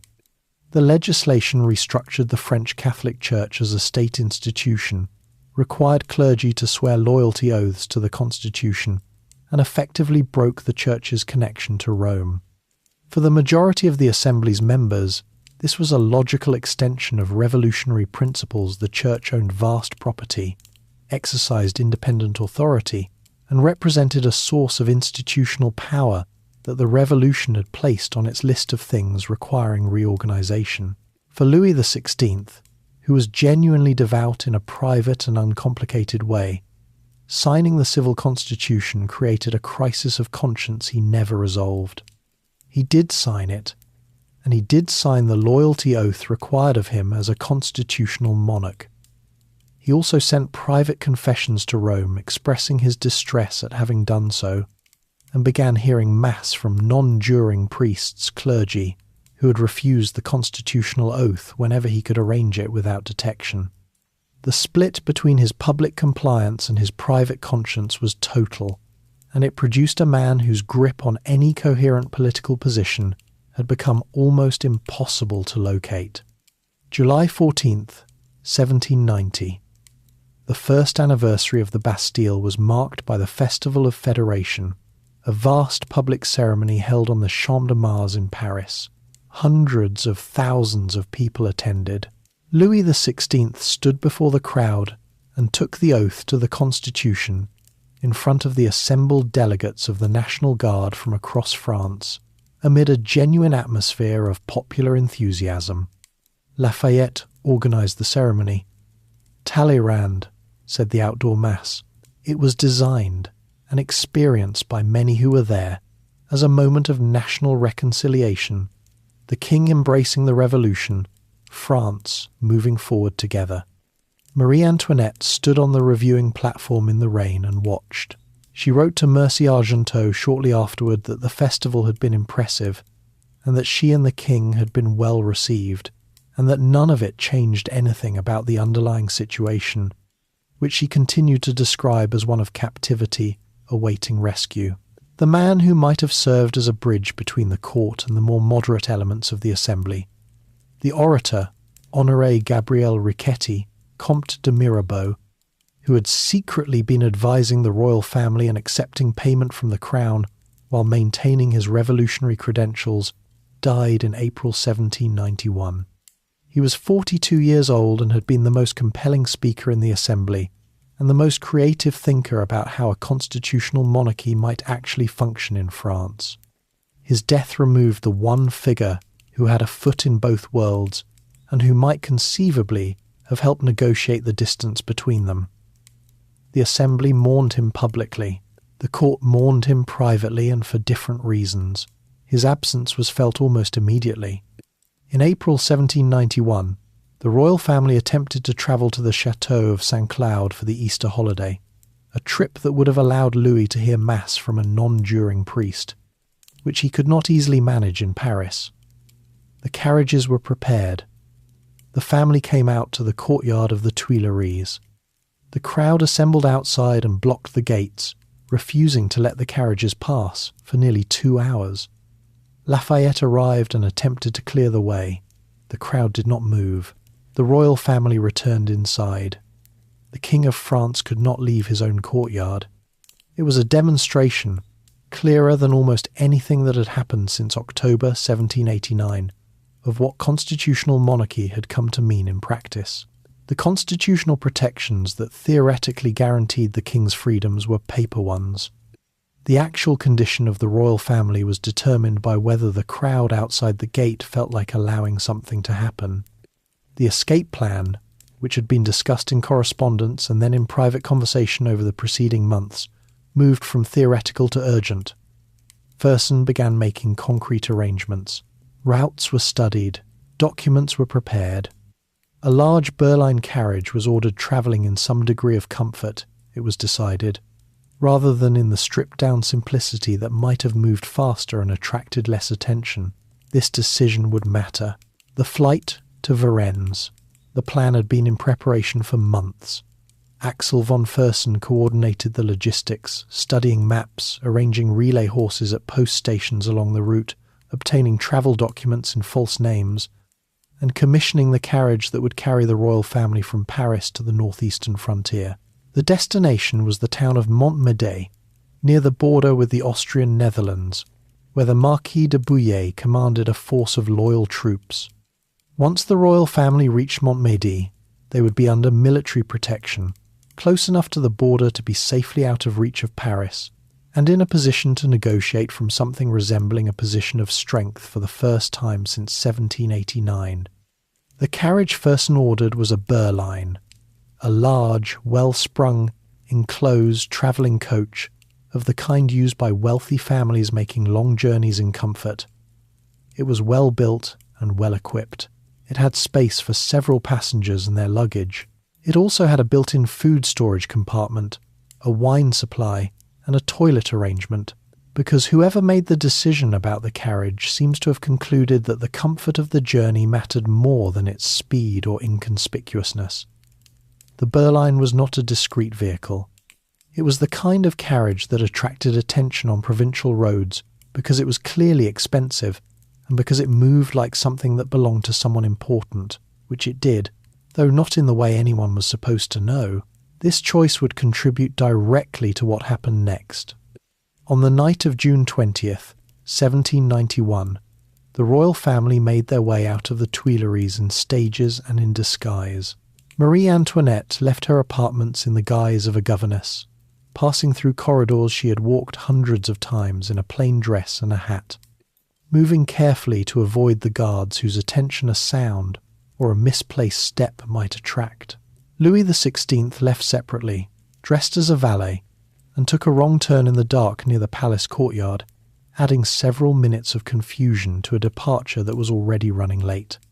The children were bundled out with their aunt, the king's sister Madame Elizabeth, also in plain clothes. Fersen himself, disguised as a coachman, drove the first carriage that collected them from the arranged point near the palace. He brought them through Paris in the early hours of the morning and handed them to the large Berline waiting on the road outside the city. He intended to accompany them further, but the plan called for him to separate from the party at a certain point to avoid drawing attention to the group. He said goodbye somewhere along the route in the dark hours before dawn. He and Marie Antoinette would never see each other again. The royal family were travelling under the name of the Korff household, a fiction based on papers belonging to a Russian baroness, arranged through diplomatic channels. Marie Antoinette was listed as Madame Rocher, governess to the children. Louis was recorded as the steward, Monsieur Durand. The children were the baroness's children. It was a serviceable fiction for a dark road in the early morning, and it would not survive daylight and the attention of anyone who looked carefully. The first problem was time. They were supposed to depart considerably earlier in the evening, and had lost several hours between one delay and another. The relay troops that Bouillet had positioned along the route at various points, small units of cavalry waiting at specific towns to provide escort, as the carriage moved through, had been given a window of time in which to wait. When the carriage had not appeared by the end of that window, the unit commanders concluded the plan had been cancelled and withdrew their men, some of them trying to avoid drawing attention to themselves by lingering too long in one place. As the Berline rolled through town after town in the daylight of June 21st, the escort that was supposed to be there was not. The carriage crossed the country through a long midsummer day. Inside it were the King and Queen of France, their two surviving children, Madame Elizabeth, and the governess, Madame de Tourzel, crowded together in a vehicle that was comfortable by any standard of the time, and at the same time entirely insufficient cover for who was actually in it. Louis's face was on the paper currency circulating across France, the assignats, which meant that anyone who handled money regularly and looked at the man sitting inside this expensive carriage had reasonable material for comparison. At Saint-Menehould, a town in the Champagne region, the postmaster who arranged the relay horses was a man named Jean-Baptiste Drouet. He looked at the passengers as the carriage stopped. He looked again. He had seen the king's face on the assignats enough times to carry a working impression of it. He said nothing at the stop, completed the business of changing the horses, and watched the Berline roll away. Then he got on a horse himself and took a faster road to the next significant town, riding through the evening with something to say when he arrived. The town ahead was Varennes. The Berline reached Varennes at around 11 at night on June 21st. The town was waiting for it. Drouet had arrived ahead and alerted the local officials, and a group of citizens had positioned a cart across the narrow bridge over the River Aire that the carriage needed to cross. The driver stopped. The passengers were asked to identify themselves. The local procurator, a grocer named Jean-Baptiste Sauce, came to examine the documents. The documents were technically in order, The faces of the people presenting them were not quite matching the story those documents told. A former bodyguard of the king, who happened to be in Varennes, recognized Louis despite the valet's clothes and said so. By midnight, the royal family had been identified and was being held in the rooms above Source's grocery shop, while Varennes woke up around them and news travelled outward in every direction simultaneously. Bouillet's troops were 30 miles away at Stenay.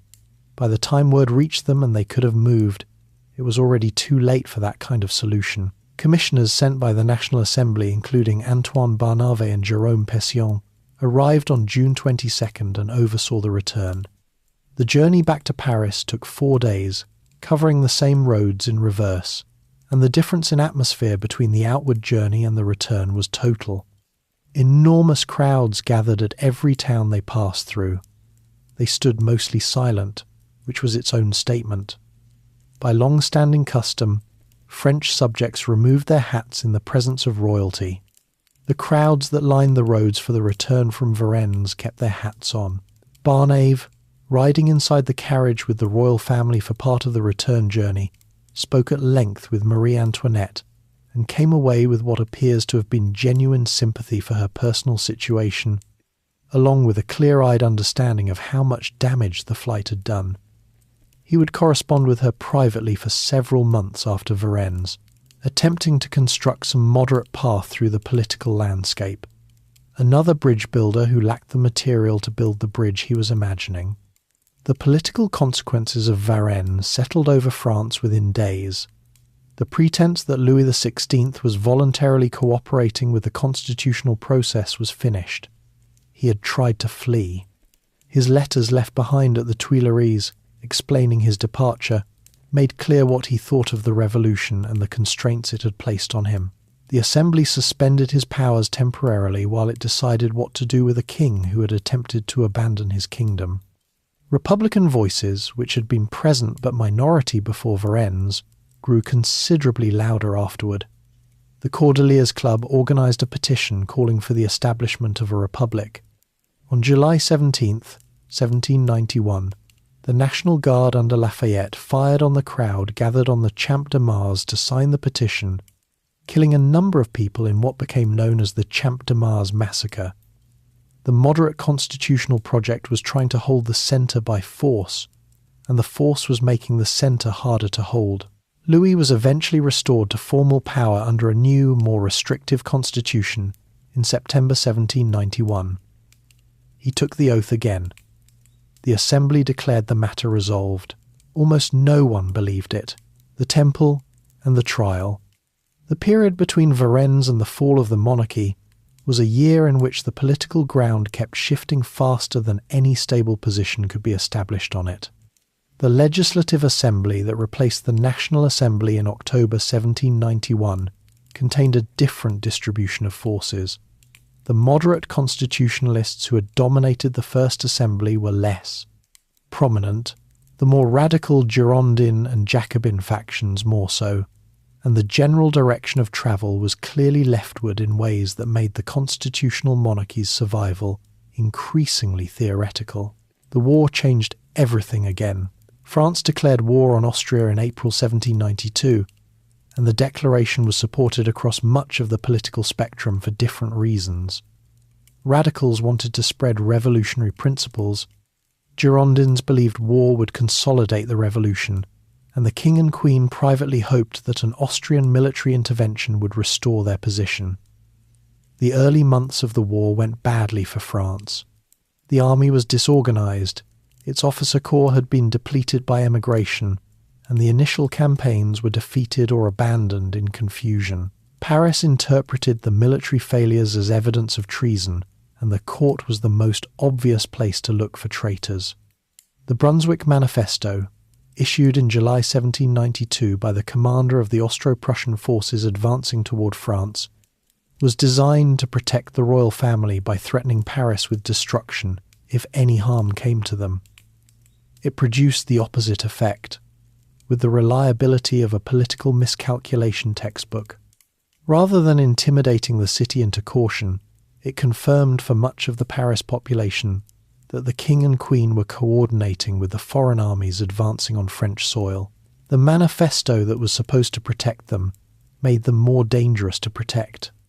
On August 10th, 1792, a crowd backed by the radical sections of Paris stormed the Tuileries Palace.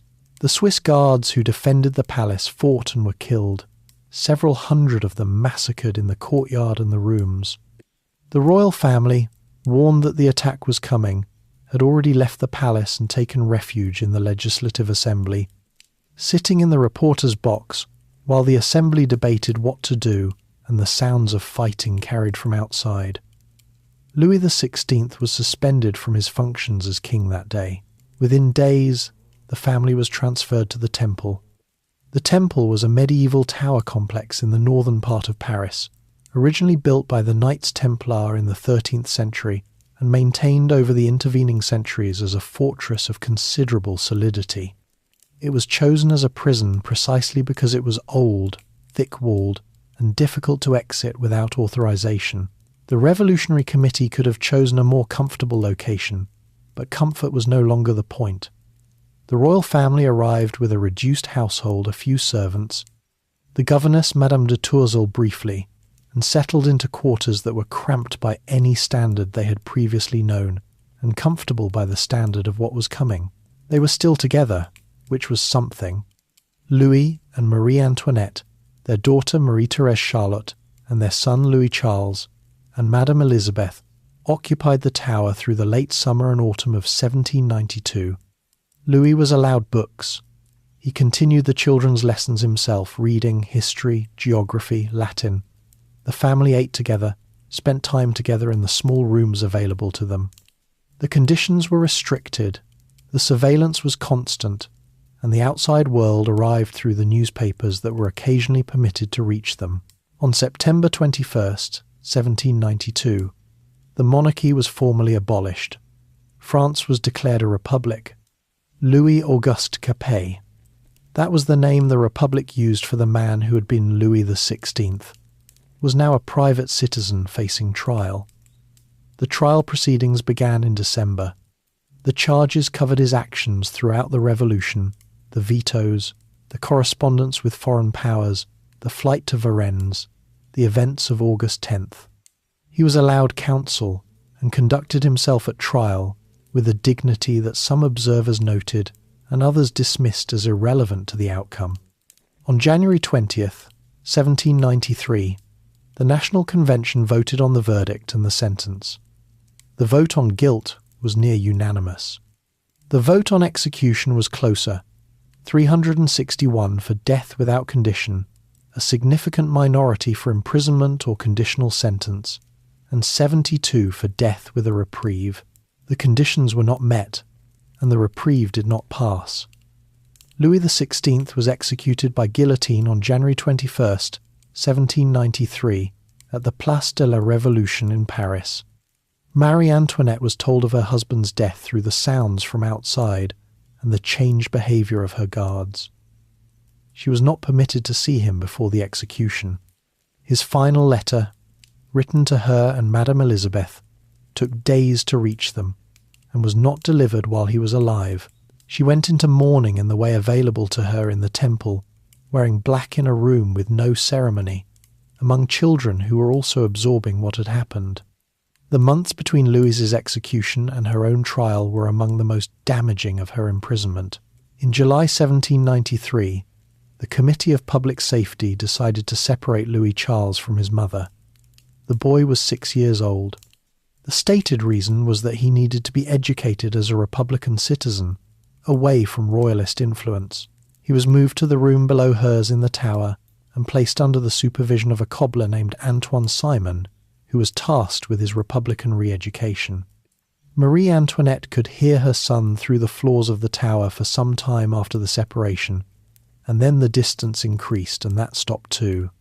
On August 2nd, 1793, she was transferred from the Temple to the Conciergerie, the prison on the Ile de la Cité that occupied part of what had been, centuries earlier, the royal palace of the Capetian kings.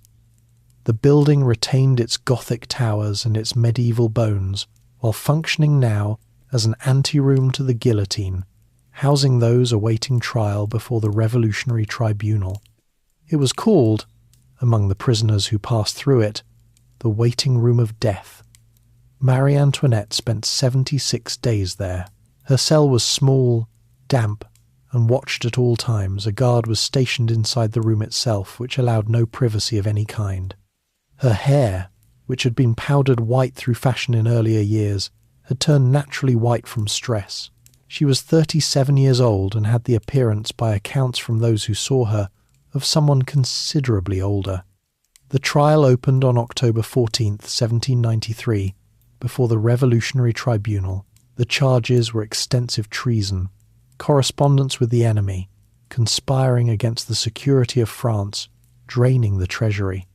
The public prosecutor Herman and the prosecutor Fouquier-Tinville pressed through a list of accusations that covered essentially every criticism that had ever been published about her, assembled now into formal charges.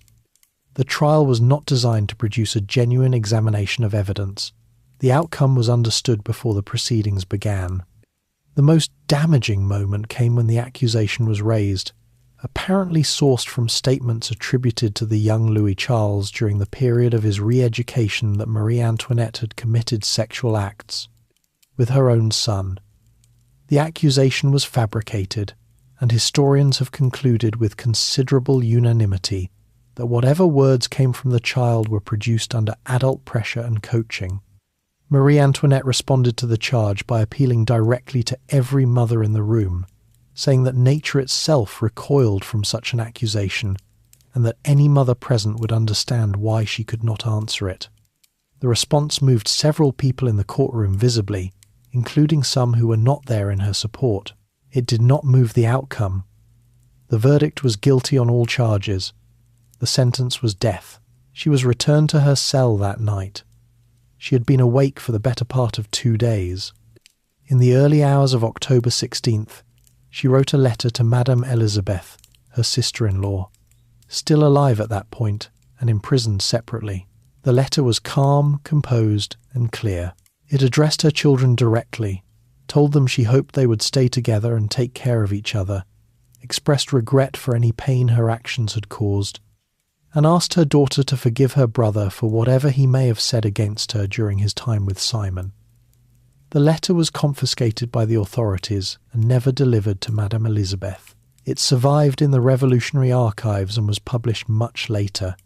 She asked for scissors and thread to repair the black dress she would wear in the morning, and then she lay down on her cot in the room where a guard sat watching and waited for the day. The tumbril and the after-image. The morning of October 16th, 1793, began early.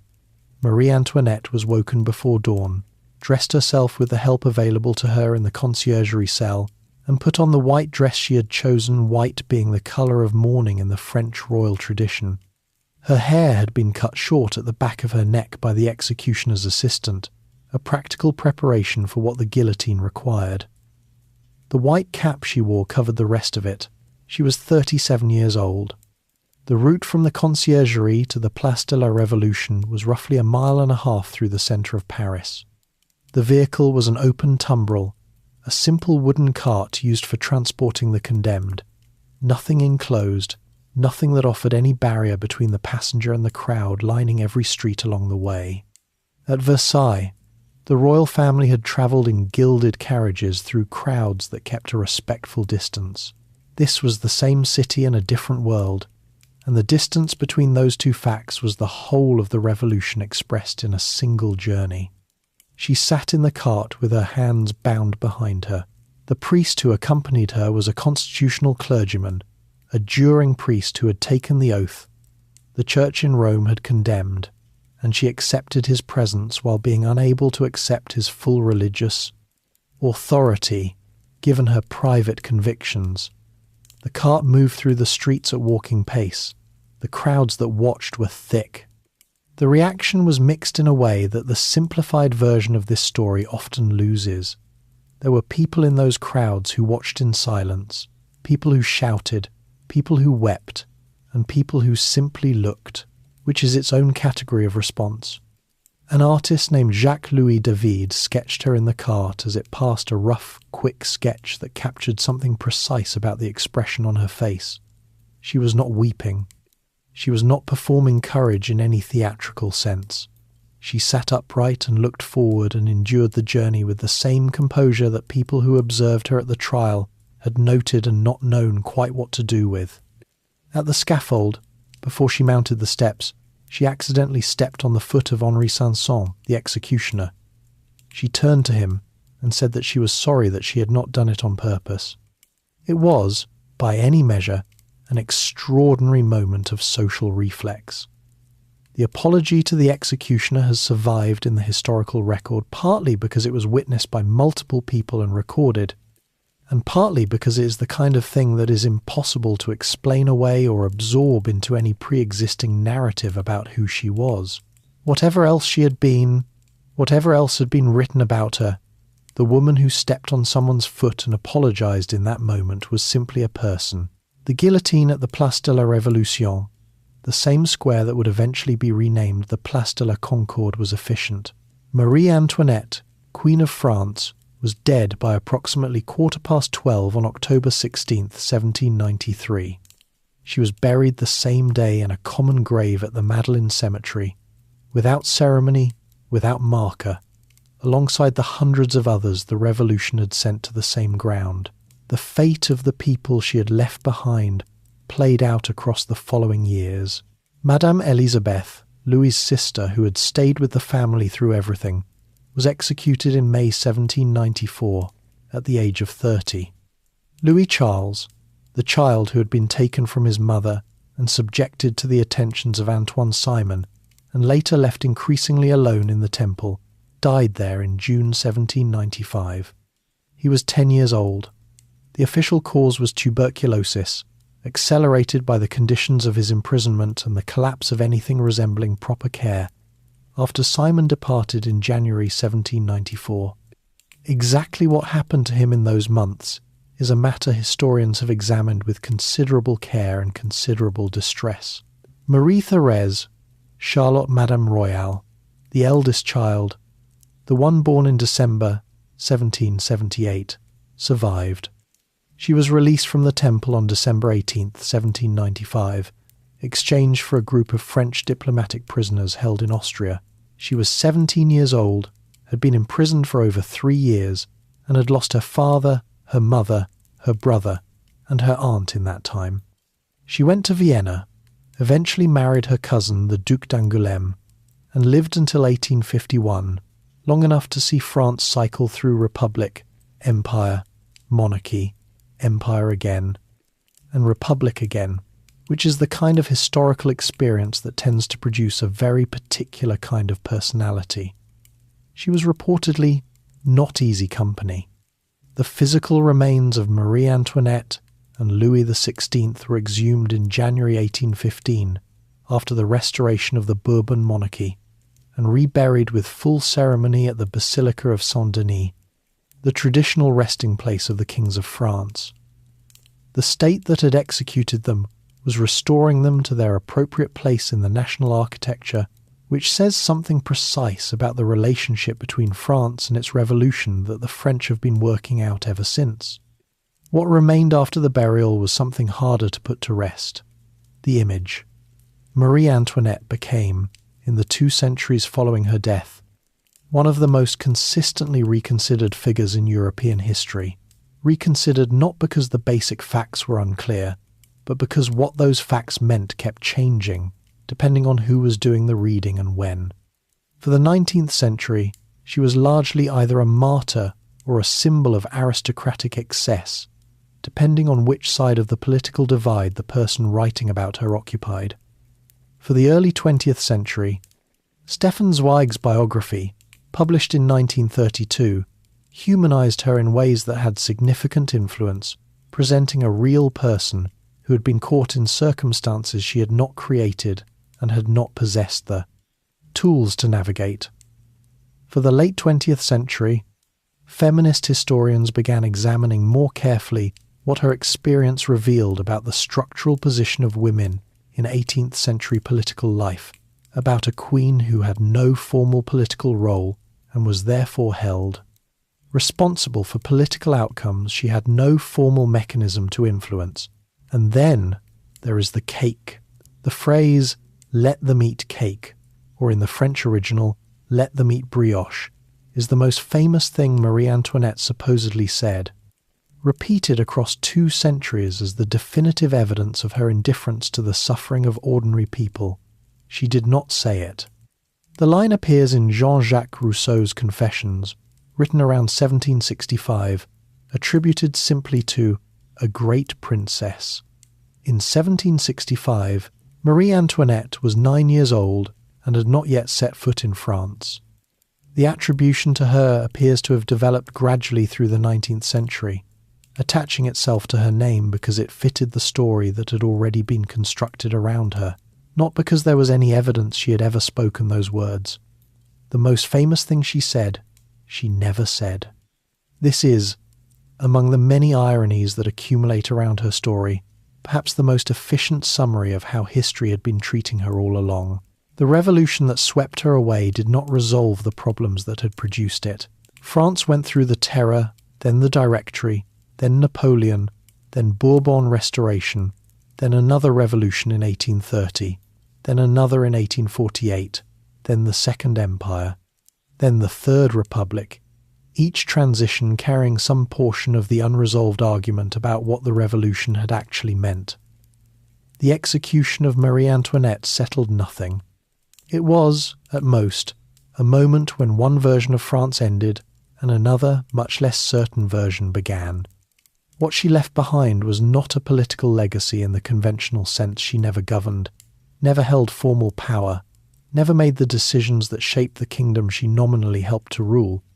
What she left was something more diffuse and in some ways more durable, an image, endlessly reproduced and reconsidered, of a woman placed at the centre of an enormous historical event she did not fully understand, carrying the weight of everything people needed her to represent, while the person underneath the representation remained genuinely, stubbornly present in the documents, in the letters, the sketches, the trial transcripts, the quick apology to the executioner if anyone took the time to look. And so the story of Marie Antoinette rests here not as a simple symbol, not as a villain or a saint, but as a person shaped by forces much larger than herself, living inside a world that was ending and a revolution she could not stop. The carriages have long since gone quiet. The palace at Versailles still stands. The Place de la Concorde is busy with traffic most mornings. And somewhere in the Basilica of Saint-Denis, the woman who once crossed a river and left everything she knew behind is finally, permanently, still. If you are still awake at this point, there is another story waiting for you on the screen, another journey through history, whenever you are ready for it. And if this one stayed with you, feel free to like the video, subscribe, or share a thought in the comments below. It means more than you might think.